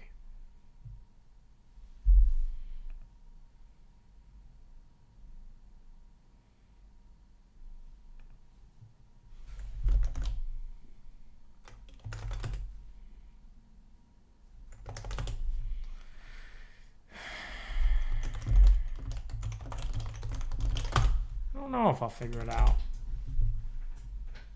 Like, there's so many layers of bullshit that it could literally be anything.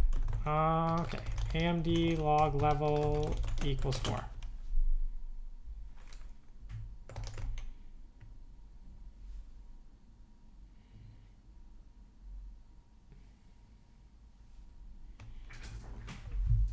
Okay, it launches the kernel. You can see that this pointer is the same. The object has 4 bytes. The shader name is sync. The shader name is block. Whoa. Okay, that's cool. It's calling AMD. I don't know why it didn't show me this before, but it calls AMD Rockler copy buffer now, which is like exactly what you'd expect.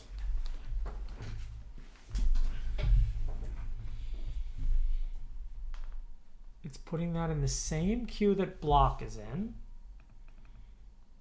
which is good.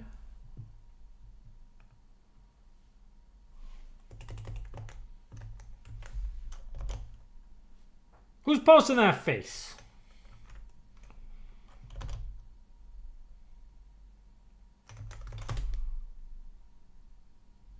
Doesn't work now.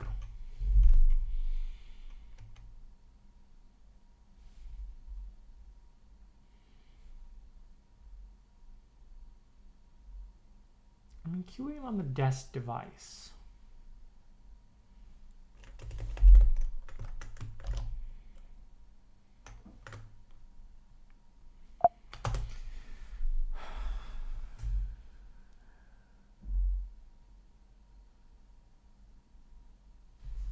This should work. Like it blocks on that event. We could start printing the addresses of the buffers, but it probably just didn't do write back appropriately.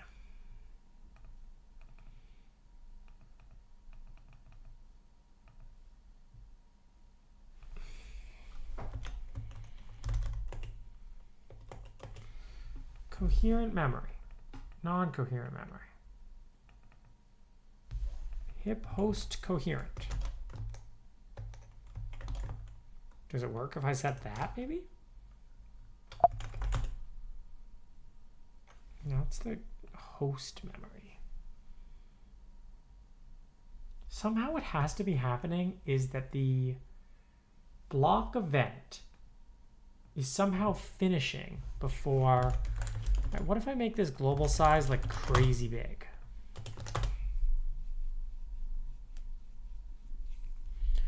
What if I add a sleep?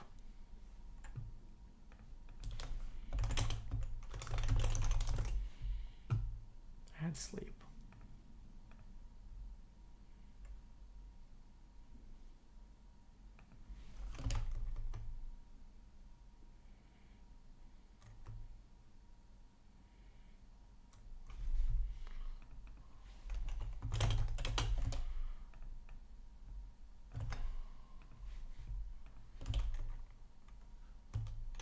What does threadfence system do?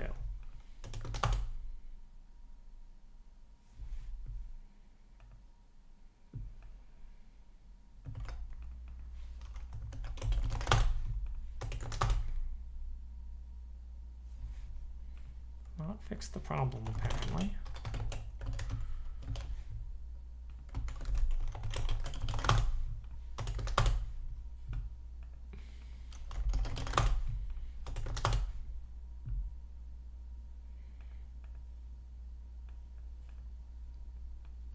Add these here as well.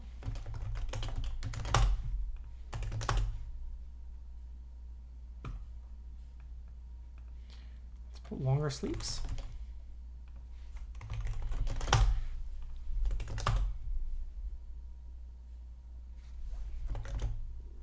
What the hell is wrong with this?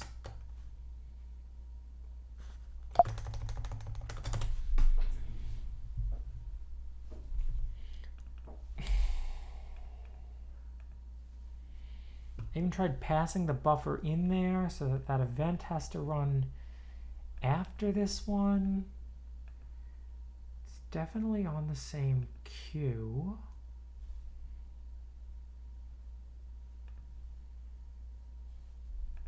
Event 5. It's definitely on that queue. I built it for that device.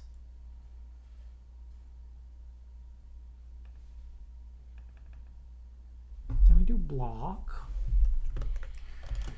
All right. Let's take a look here. So we set device to 2, and we launched the event kernel, where we set a 1 into that thing. Then we put the block kernel. We allocate some RAM. Who cares about that? Load some whatever. Who cares about that?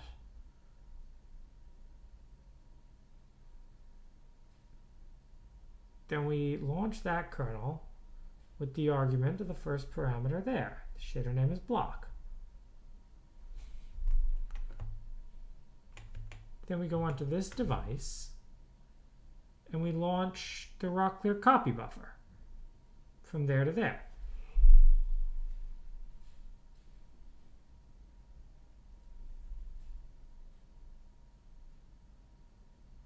Why is size small? I don't exactly understand that, but I don't really care. Unless that's the problem? No, I didn't break that, did I? No, because then that wouldn't explain the... no, I couldn't have broken that, because that wouldn't explain why it works if I do debug equals 2.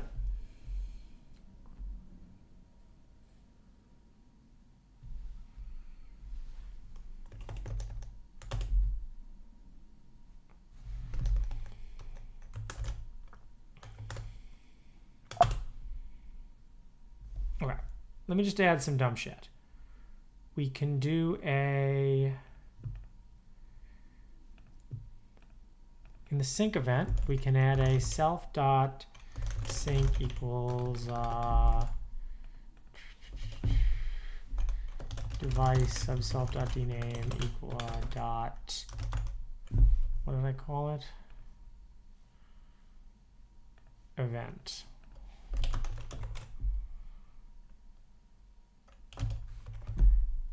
Then here we have device self.dname equals block self.se.sync.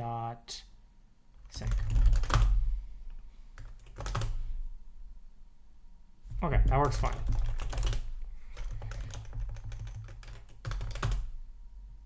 So if I do like the old school style of, well, that's not really, whatever.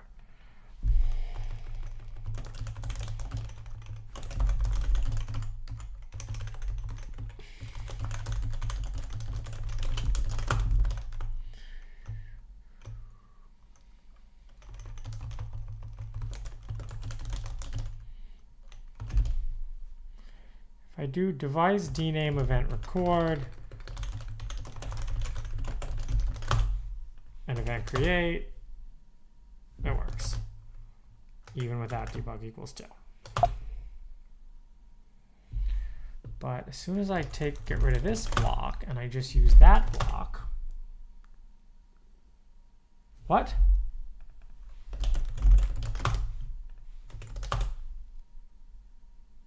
Literally just event record fixes it? Okay, that's some bullshit.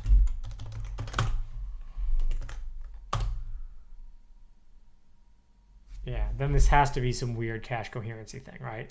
Because how come I can use event record and that fixes it? Like, event record shouldn't do anything. But there has to be some synchronization event happening if I do that event record. That's the whole slowness I wanted to escape in the first place. let's see what's going on.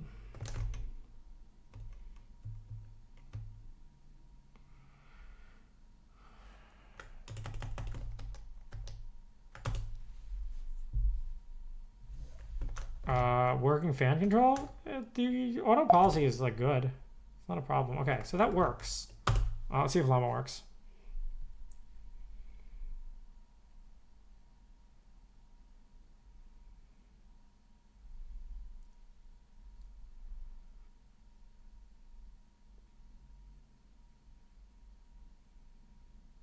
Okay. Llama is like broken and slow. So like kind of what you expect. What if I put that block back there?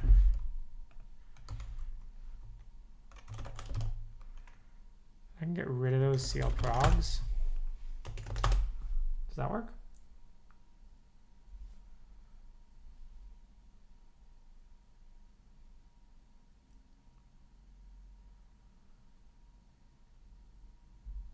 Okay, that works great. We don't need this. That didn't actually turn out to matter. So we can get rid of that.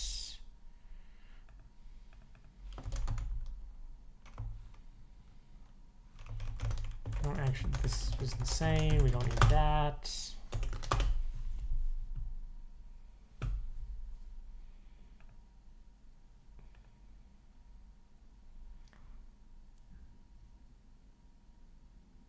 Setting the semaphore was never the problem.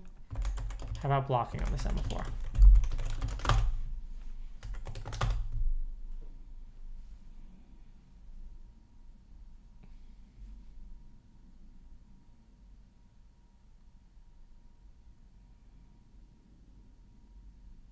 Okay. That seems like it works now for some reason. That works. But if I get rid of this event record, which is literally not a thing, that shouldn't do anything. I don't even hip set device there. I don't know if that matters, but still. Whatever hip event record does fixes it. And if I remove that event record, it's broken.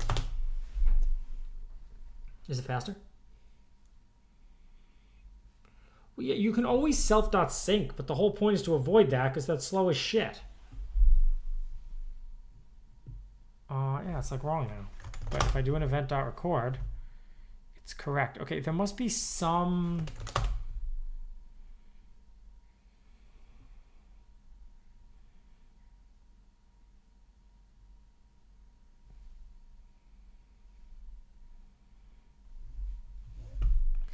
All right, let's use the copy kernel instead of the buffer transfer. Is it the same? No, the copy kernel doesn't work. Ooh, nar, nar, nar, nar, nar.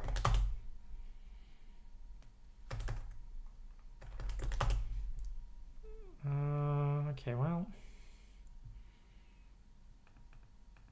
The copy kernel doesn't work in Llama. You got to use the X for kernel for that.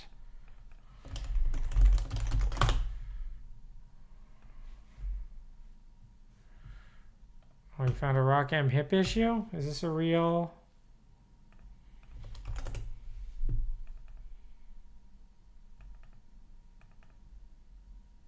I'm not even trying to use event record.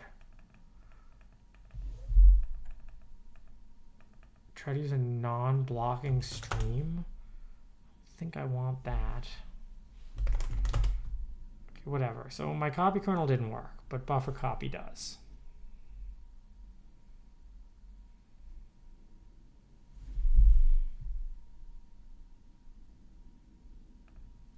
If I stick a magical event record in there, I don't know, how many people where? How many people in the elementary school classroom? 7.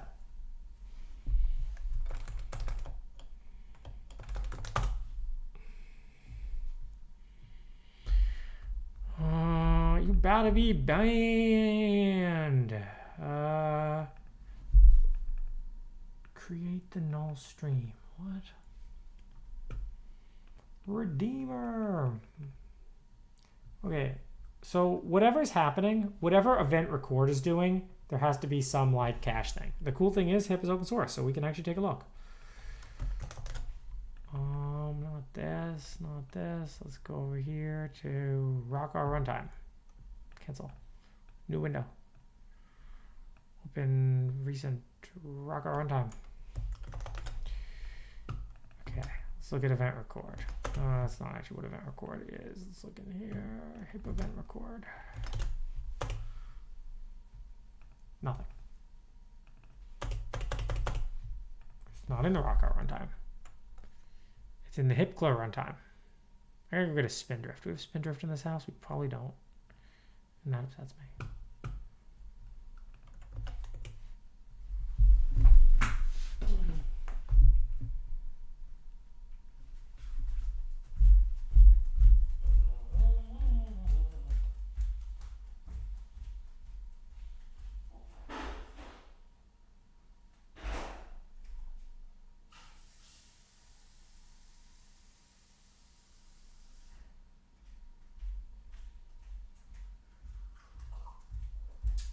As President Meatloaf would say, we have to deal with water like from the toilet. Because we don't have any spindrift. You just got access to NVIDIA H100. You know what? You know what? You're the problem. Everything could just be easy if everyone had lots of money and could give it to Jensen. But we can't just give money to Jensen. We want to set up to it. You want to see this sick ass computer I got? There's really only one thing that shows you how sick this computer is, and I show it off all the time, and it's this test GPU. Multi-GPU with hip. What does hip mean? Hip is AMD's knockoff CUDA, okay? You heard of CUDA? Well, this is the knockoff version. It's kind of like instead of Coca-Cola, you bought Sam's Cola drink, okay? That's what it's like. And they're like trying to make Sam's Cola drink happen, but we found, okay, hipEvent.c. What are they doing in here? This is stream wait, record command. Okay, here. Hip event marker, great. Set event scope. Oh, there's got to be some cache coherency thing.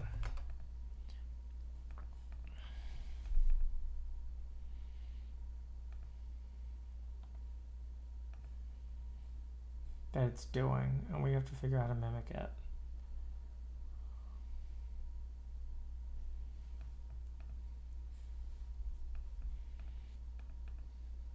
By the way, I can get rid of these now, right?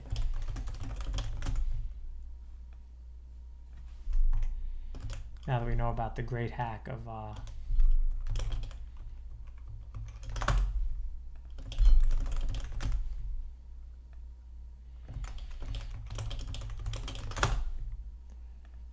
event record. Okay, so I put a random event record in, and then I run this without debug equals 2, and it works. But I take out the random event record, which may I remind you I don't actually use this event, and that event record does nothing, and now it fails. What happens if I put the event record here? Does that matter? It does not.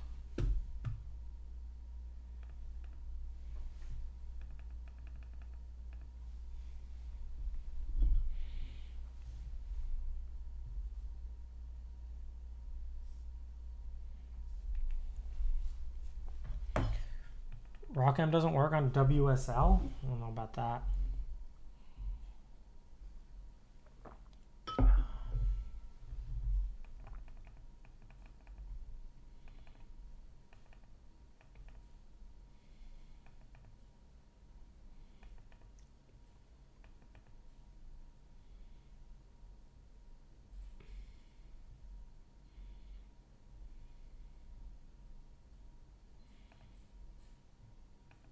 All right, so what if we switch to the copy kernel, but we put volatile on the shit? I don't know what volatile really does. Okay, the copy kernel works. Let's comment this out and watch the copy kernel fail. And then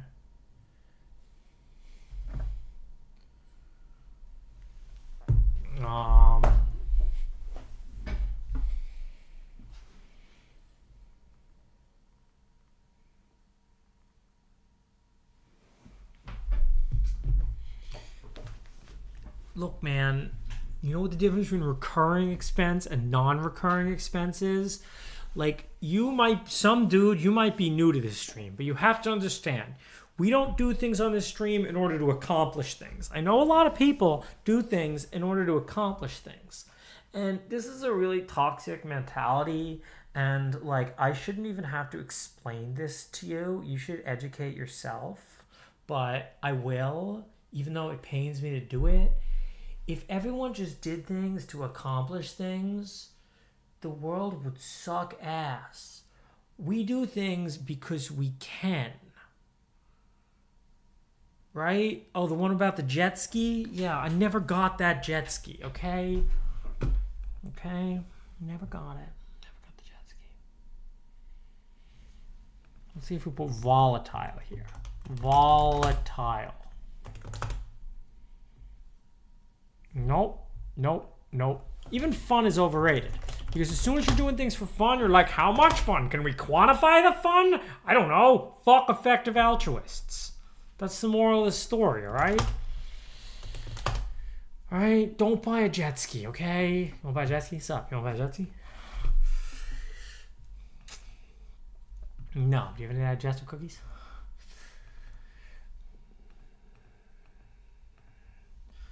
Alright.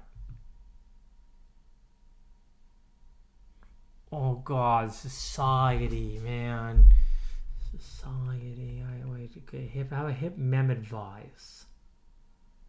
Oh, hipmem prefetch ASIC. Prefetch ASIC. Is there a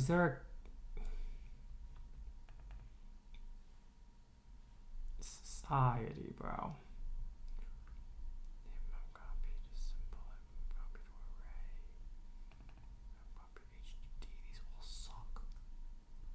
How does putting the I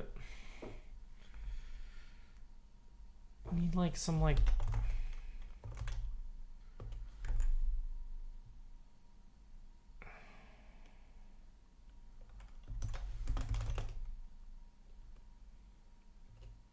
hip host register, hip host unregister.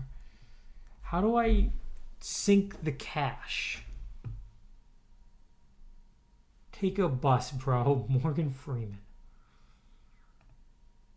What kind of flags can I have?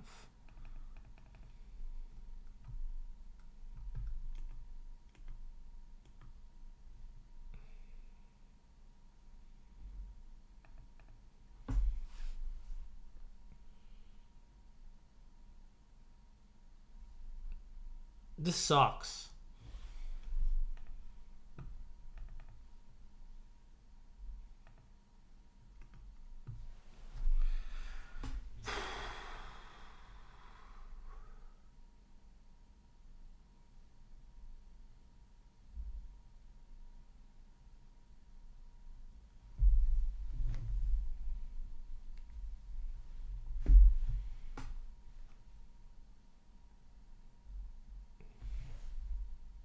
Yeah, you see, there's a stream. Hip sync and resolve stream? That sounds awful. I really don't want to do that.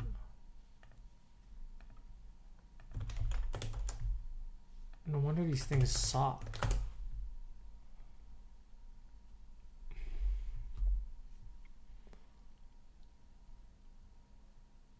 Okay, wait, I have another theory. Okay, so we know that works when I put an event record there. What if I put a block here? Just a block, no event record. That doesn't work.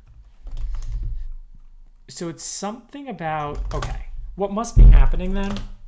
Yeah, the L2 isn't being written back on the source device. So the sync event is happening on the source device. The source device must not have a synced L2. So we have to just figure out how to flush the L2. Hip device flush L2 cache. Oh.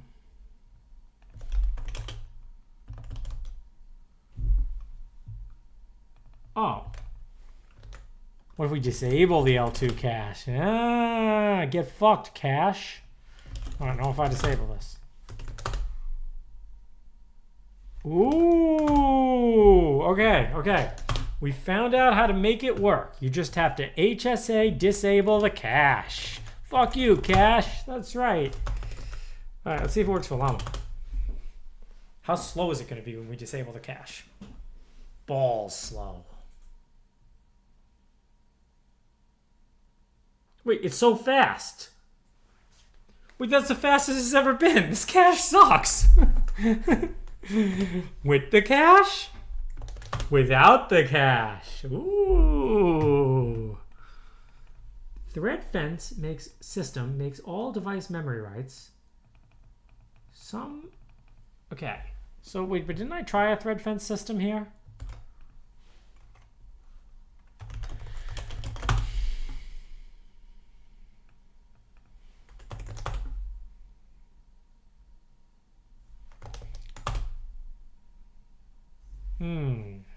No.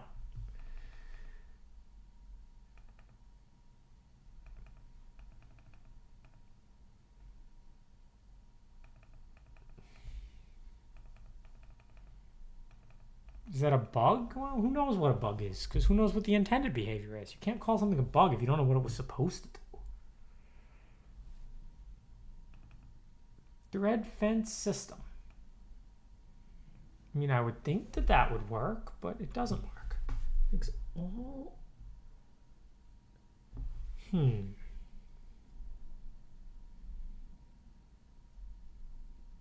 Okay. Let's just try something stupid. What if I put a threadfence system at the end of every hip kernel? I think I can do this. It's going to take a bit to recompile, but let's just try it.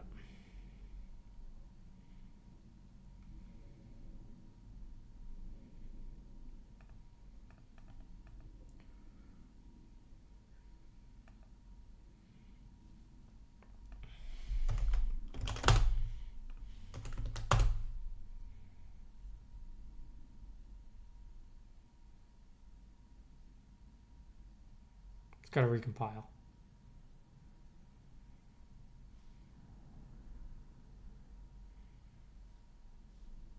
Last time, you know what, man? Some people believe in fake news. Does nothing work anymore now that I threadfence system? Oh, it just hangs forever. What? It didn't even make sense, man. Oh. No, okay. Threadfence system did not fix it. Maybe threadfence system is just broken. Because I know it does work when we HSA disable the cache.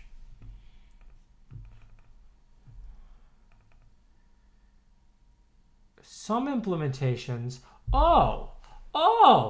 some implementations can provide this behavior by flushing the GPU L2 cache. Hip and hipclang does not provide this functionality. As a workaround, users can set the variable to disable the GPU L2 cache.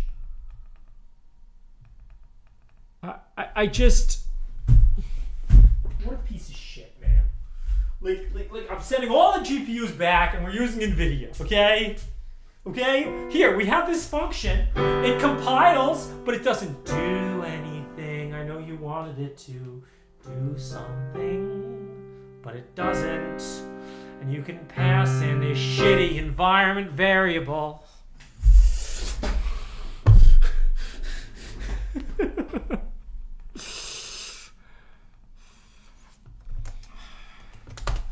Life's a musical, man. You just don't have good writers.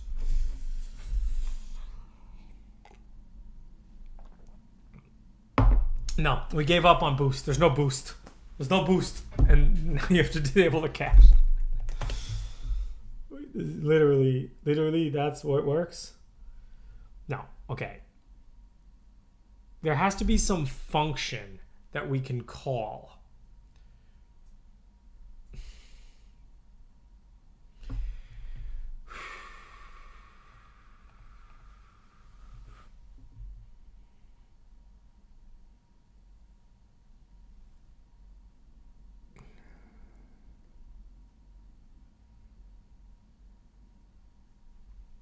I have an idea, boys. I have an idea. This idea needs a whiteboard, okay? Right now, we're having the other device pull from the first device. But if instead we have the first device push, it might work. All right? So let's just invert the priorities, man. Let's just make it push. All right? Does everyone understand? Let's open a whiteboard app. Whiteboard online. Okay?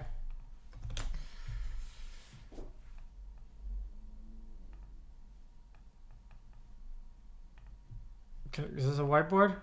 Oh, good. We have a whiteboard. Okay. So, right here we have GPU 0. And here we have GPU 1. And this is the source GPU. And this is the desk GPU. Right now what we're doing is we have the source GPU setting a flag.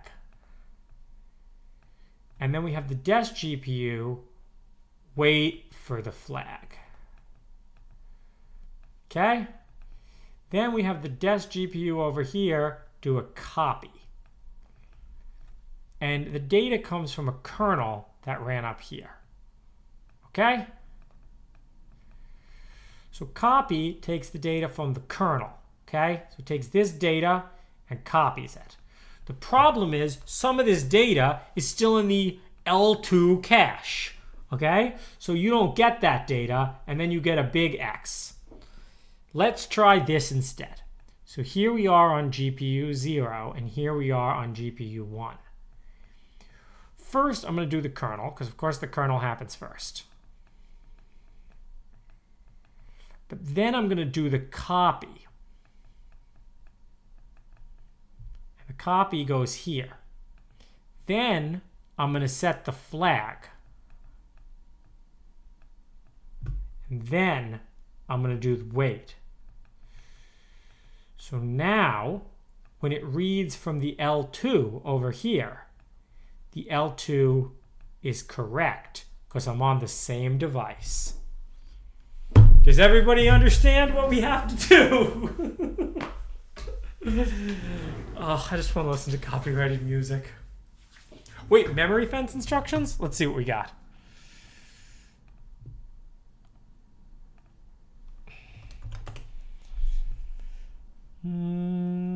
Thread fence. Oh, under the system clang path. To enable the workaround, hip should be built. Just casually rebuild hip. Just rebuild hip. Okay, well, we're not doing that. So let's fix this now.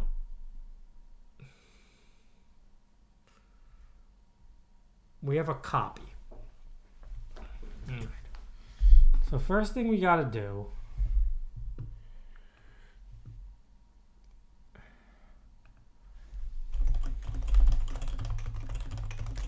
This is slower though too, which I'm not really thrilled about. But that's a different problem. Okay. So first we're going to invert the buffer transfer. Instead of doing the transfer on here, we're going to do the transfer on here. Now,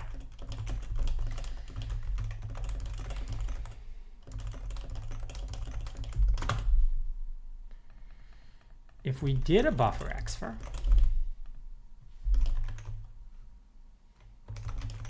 what we have to do is we have to create a sync event on the input device. So si inputs.0.device. And now for this, we can just do like global counters.kernel count. Okay. Now we've got to exec this. Then we create a block event on the output device, and we exec that. Let's take a look.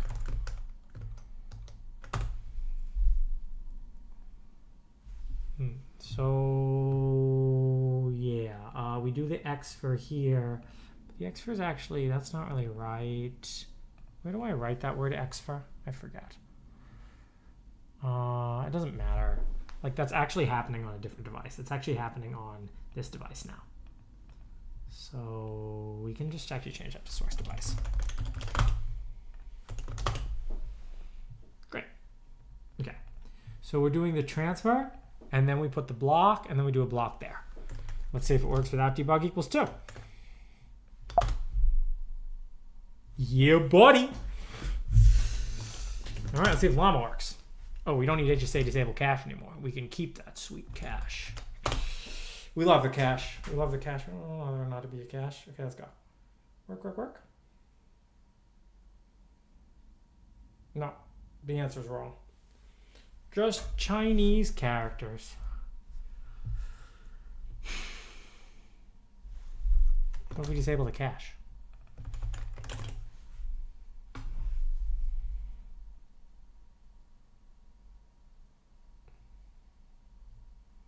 Oh, it works if we disable the cache. Great.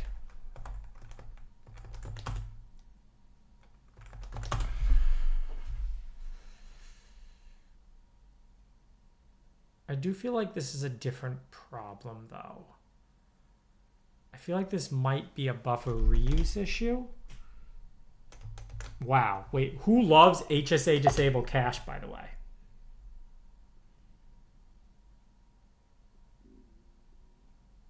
Chinese characters. It ain't broke, don't break it. Yeah, I know. Cause when a wolf cry wolf, you still see that wolf's teeth, motherfucker. That's a great song, man. Some of the hardest bars in rap. I swear you can't fuck with me, but I could fuck your girl and make her nut for me, then slut for me, then steal from me, then kill for me, and of course it'll be your cash. Then I'll murder that bitch and send the body back to your ass. We be steady mobbing.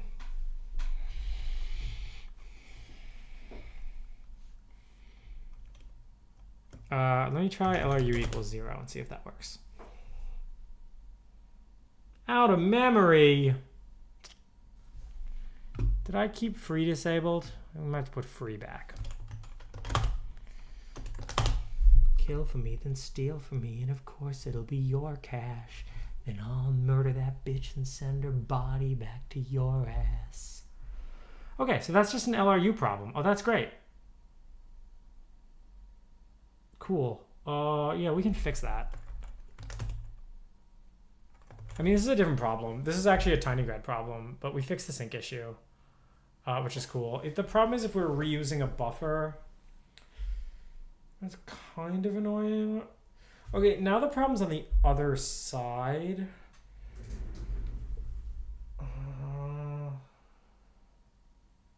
Now, we need to find some way to clear the L2 cache.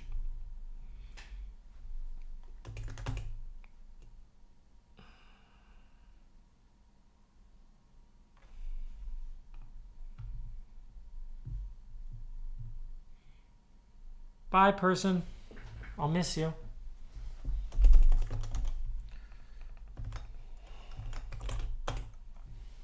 So you notice how it's right for the first ones when I disable the LRU, but then as soon as I get to the JIT, where we have a placeholder, it's all wrong.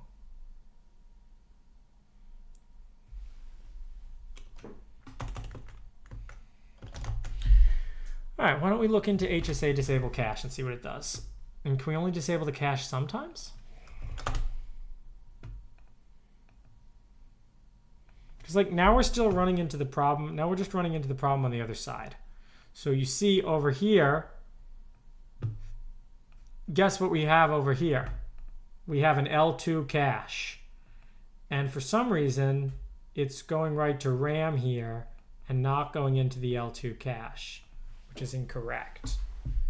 Which is weird. Okay, so when you do the cross-device stuff, when you do the cross-device copy, it isn't, yeah, you see it's just going to the RAM. It's not going to the cache.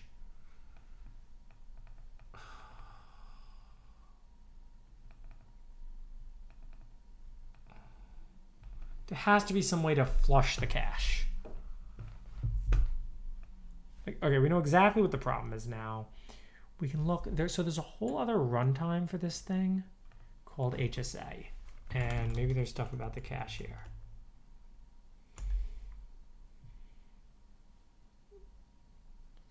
The copy might also stay on device 0's L2. No, it can't.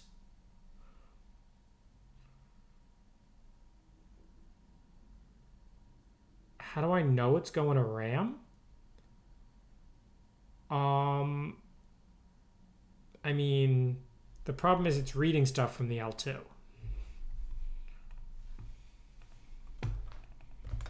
I know that HSA disable cache fixes it. So, was that even defined?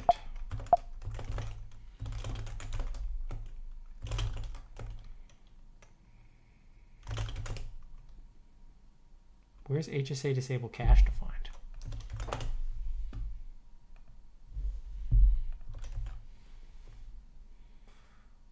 ROCT. You can modify the memory allocator in ROCT.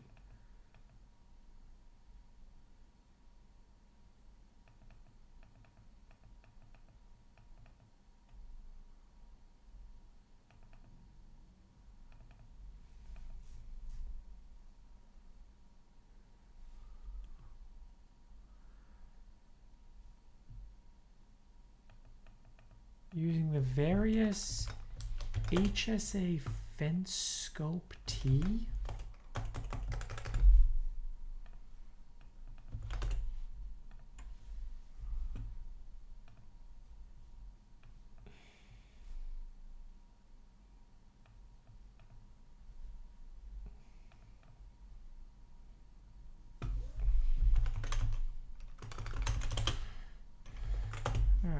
Here's the ROCT thunk interface, okay? So let's get some ROCT going. This interacts with the ROCK driver. Ooh, we found HSA disable cache.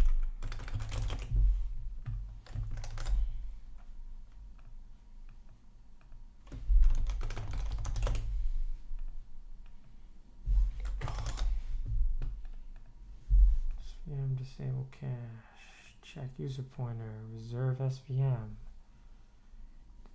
Even if I have to flush the entire GPU cache, the kernel, I mean, that, if the kernel looked for an environment variable, that'd be wild. I mean, there has to be a cache flush.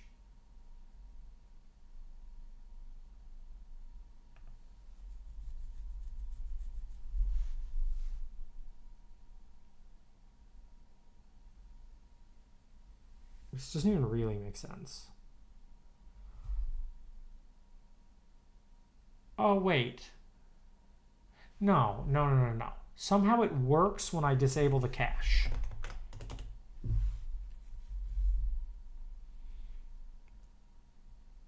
It's possible it's luck, though.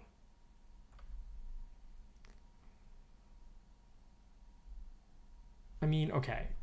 The deeper fact that I can't, that if I enable the LRU, it just totally breaks, says that there's something wrong in tinygrad.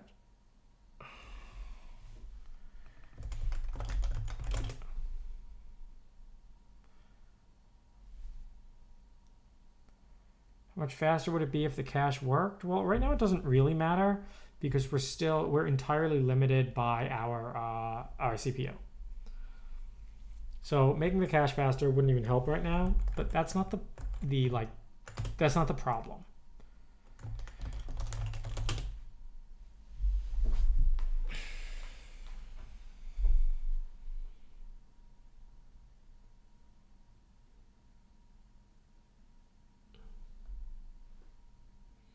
We have to think about once we're good. Why do I have to rebuild the thing? HSA packet header fence scope.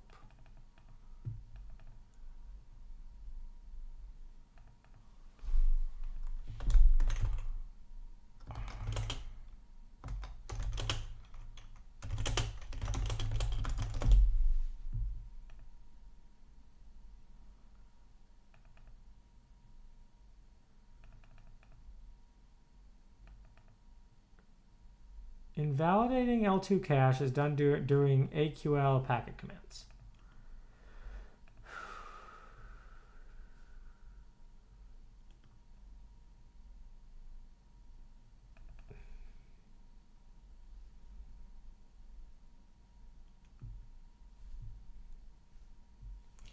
Yeah, I agree that quote is, hey, don't ever question my authority.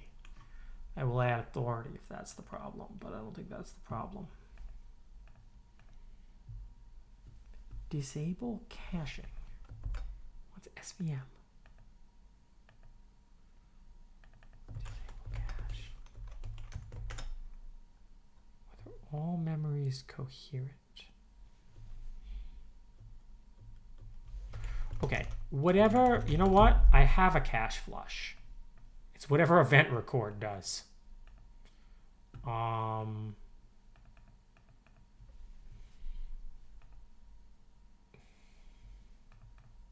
What if I put an hipEventRecord there? What if I put a completely useless hipEventRecord?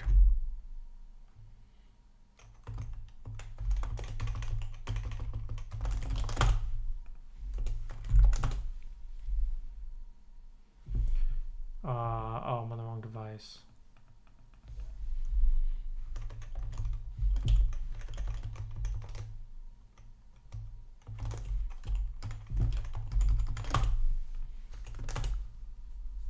Oh, I disabled the cache anyway. It'd be nice if I could find a test that fails.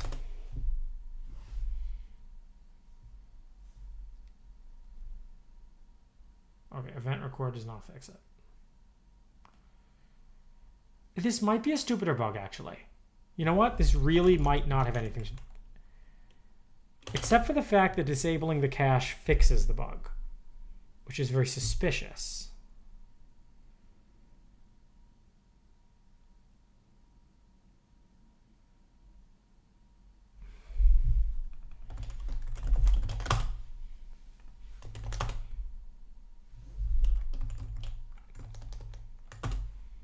Why is L2 cache relevant? Well, it shouldn't be, but the L2 cache doesn't really matter for models that look like llama for various reasons.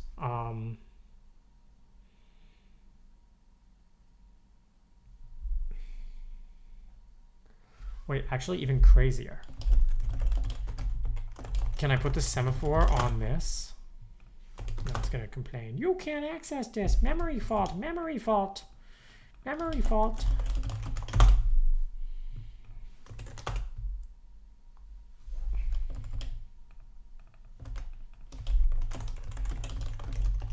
Memory fault, memory fault.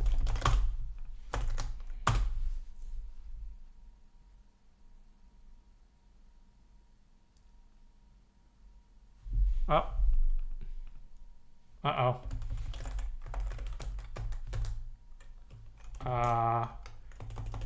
Uh-oh.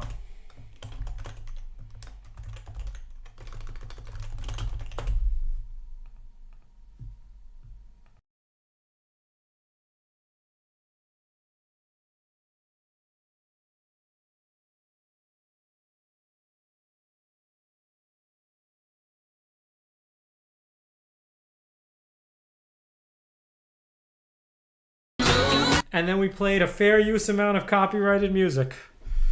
All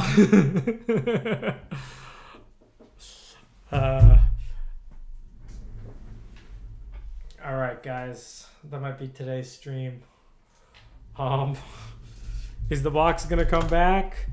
Nobody knows. Do I have to go into the BMC to try to make it come back? I do.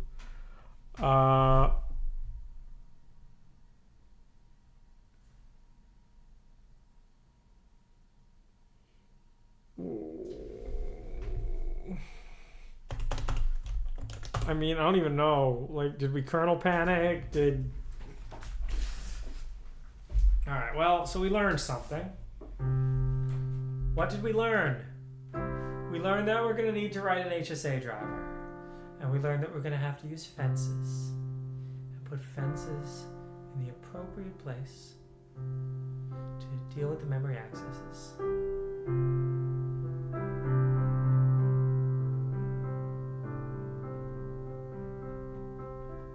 Will the tiny box come back? I'm not sure if it will on its own. So we'll need to go in and reset it by hand. Tiny box is gone. Goodbye, tiny box. I tried to enable some peers and it didn't come back and it died. Goodbye, tiny box. Goodbye, tiny box.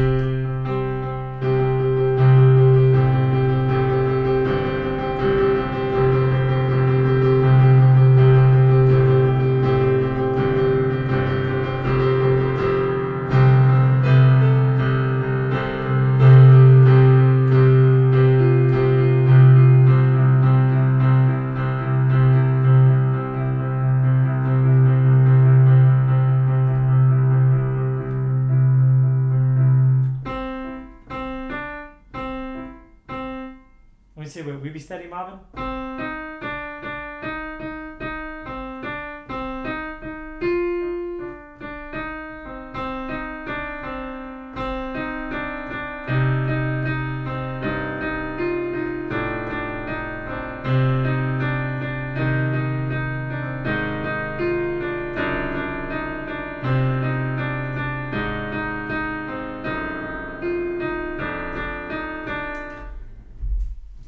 Can't even say the first line, man. Can't even say the first line, you know?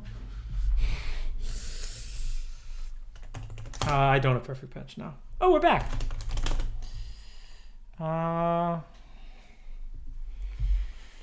Yeah. Well, don't do that again.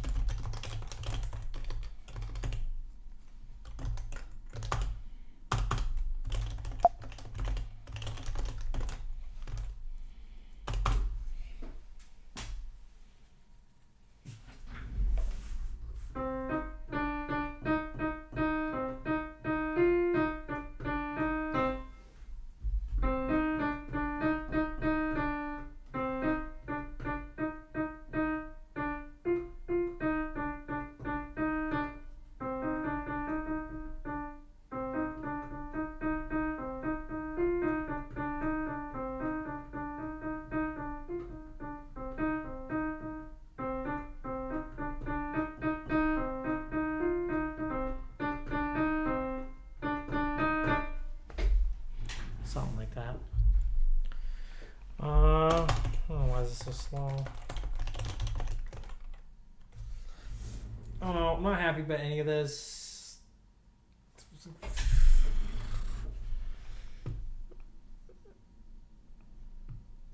So there's this interface here called HSA, and yeah, I think we can figure out acquire fence scope.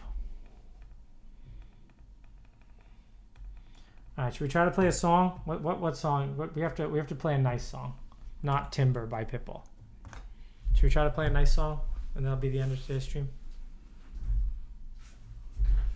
Sandstorm? I don't know how to play Sandstorm. Moonlight Sonata? What even is that?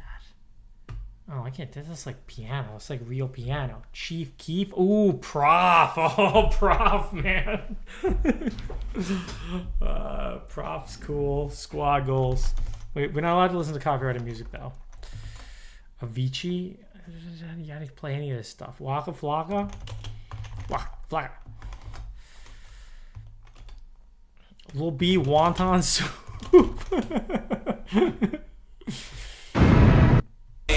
Violate that rain.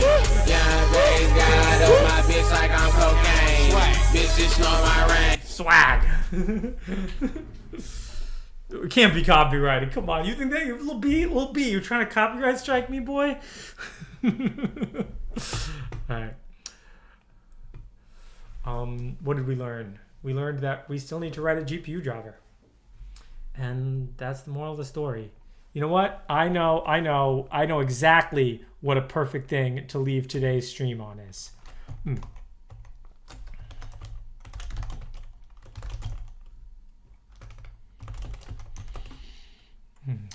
Threadfence system makes all device memory writes, all writes mapped to host memory, and all writes to peer memory visible to CPU and other GPU devices. Some implementations can provide this behavior by flushing the GPU L2 cache. hip/hipclang, the only way anyone actually uses these GPUs, does not provide this functionality.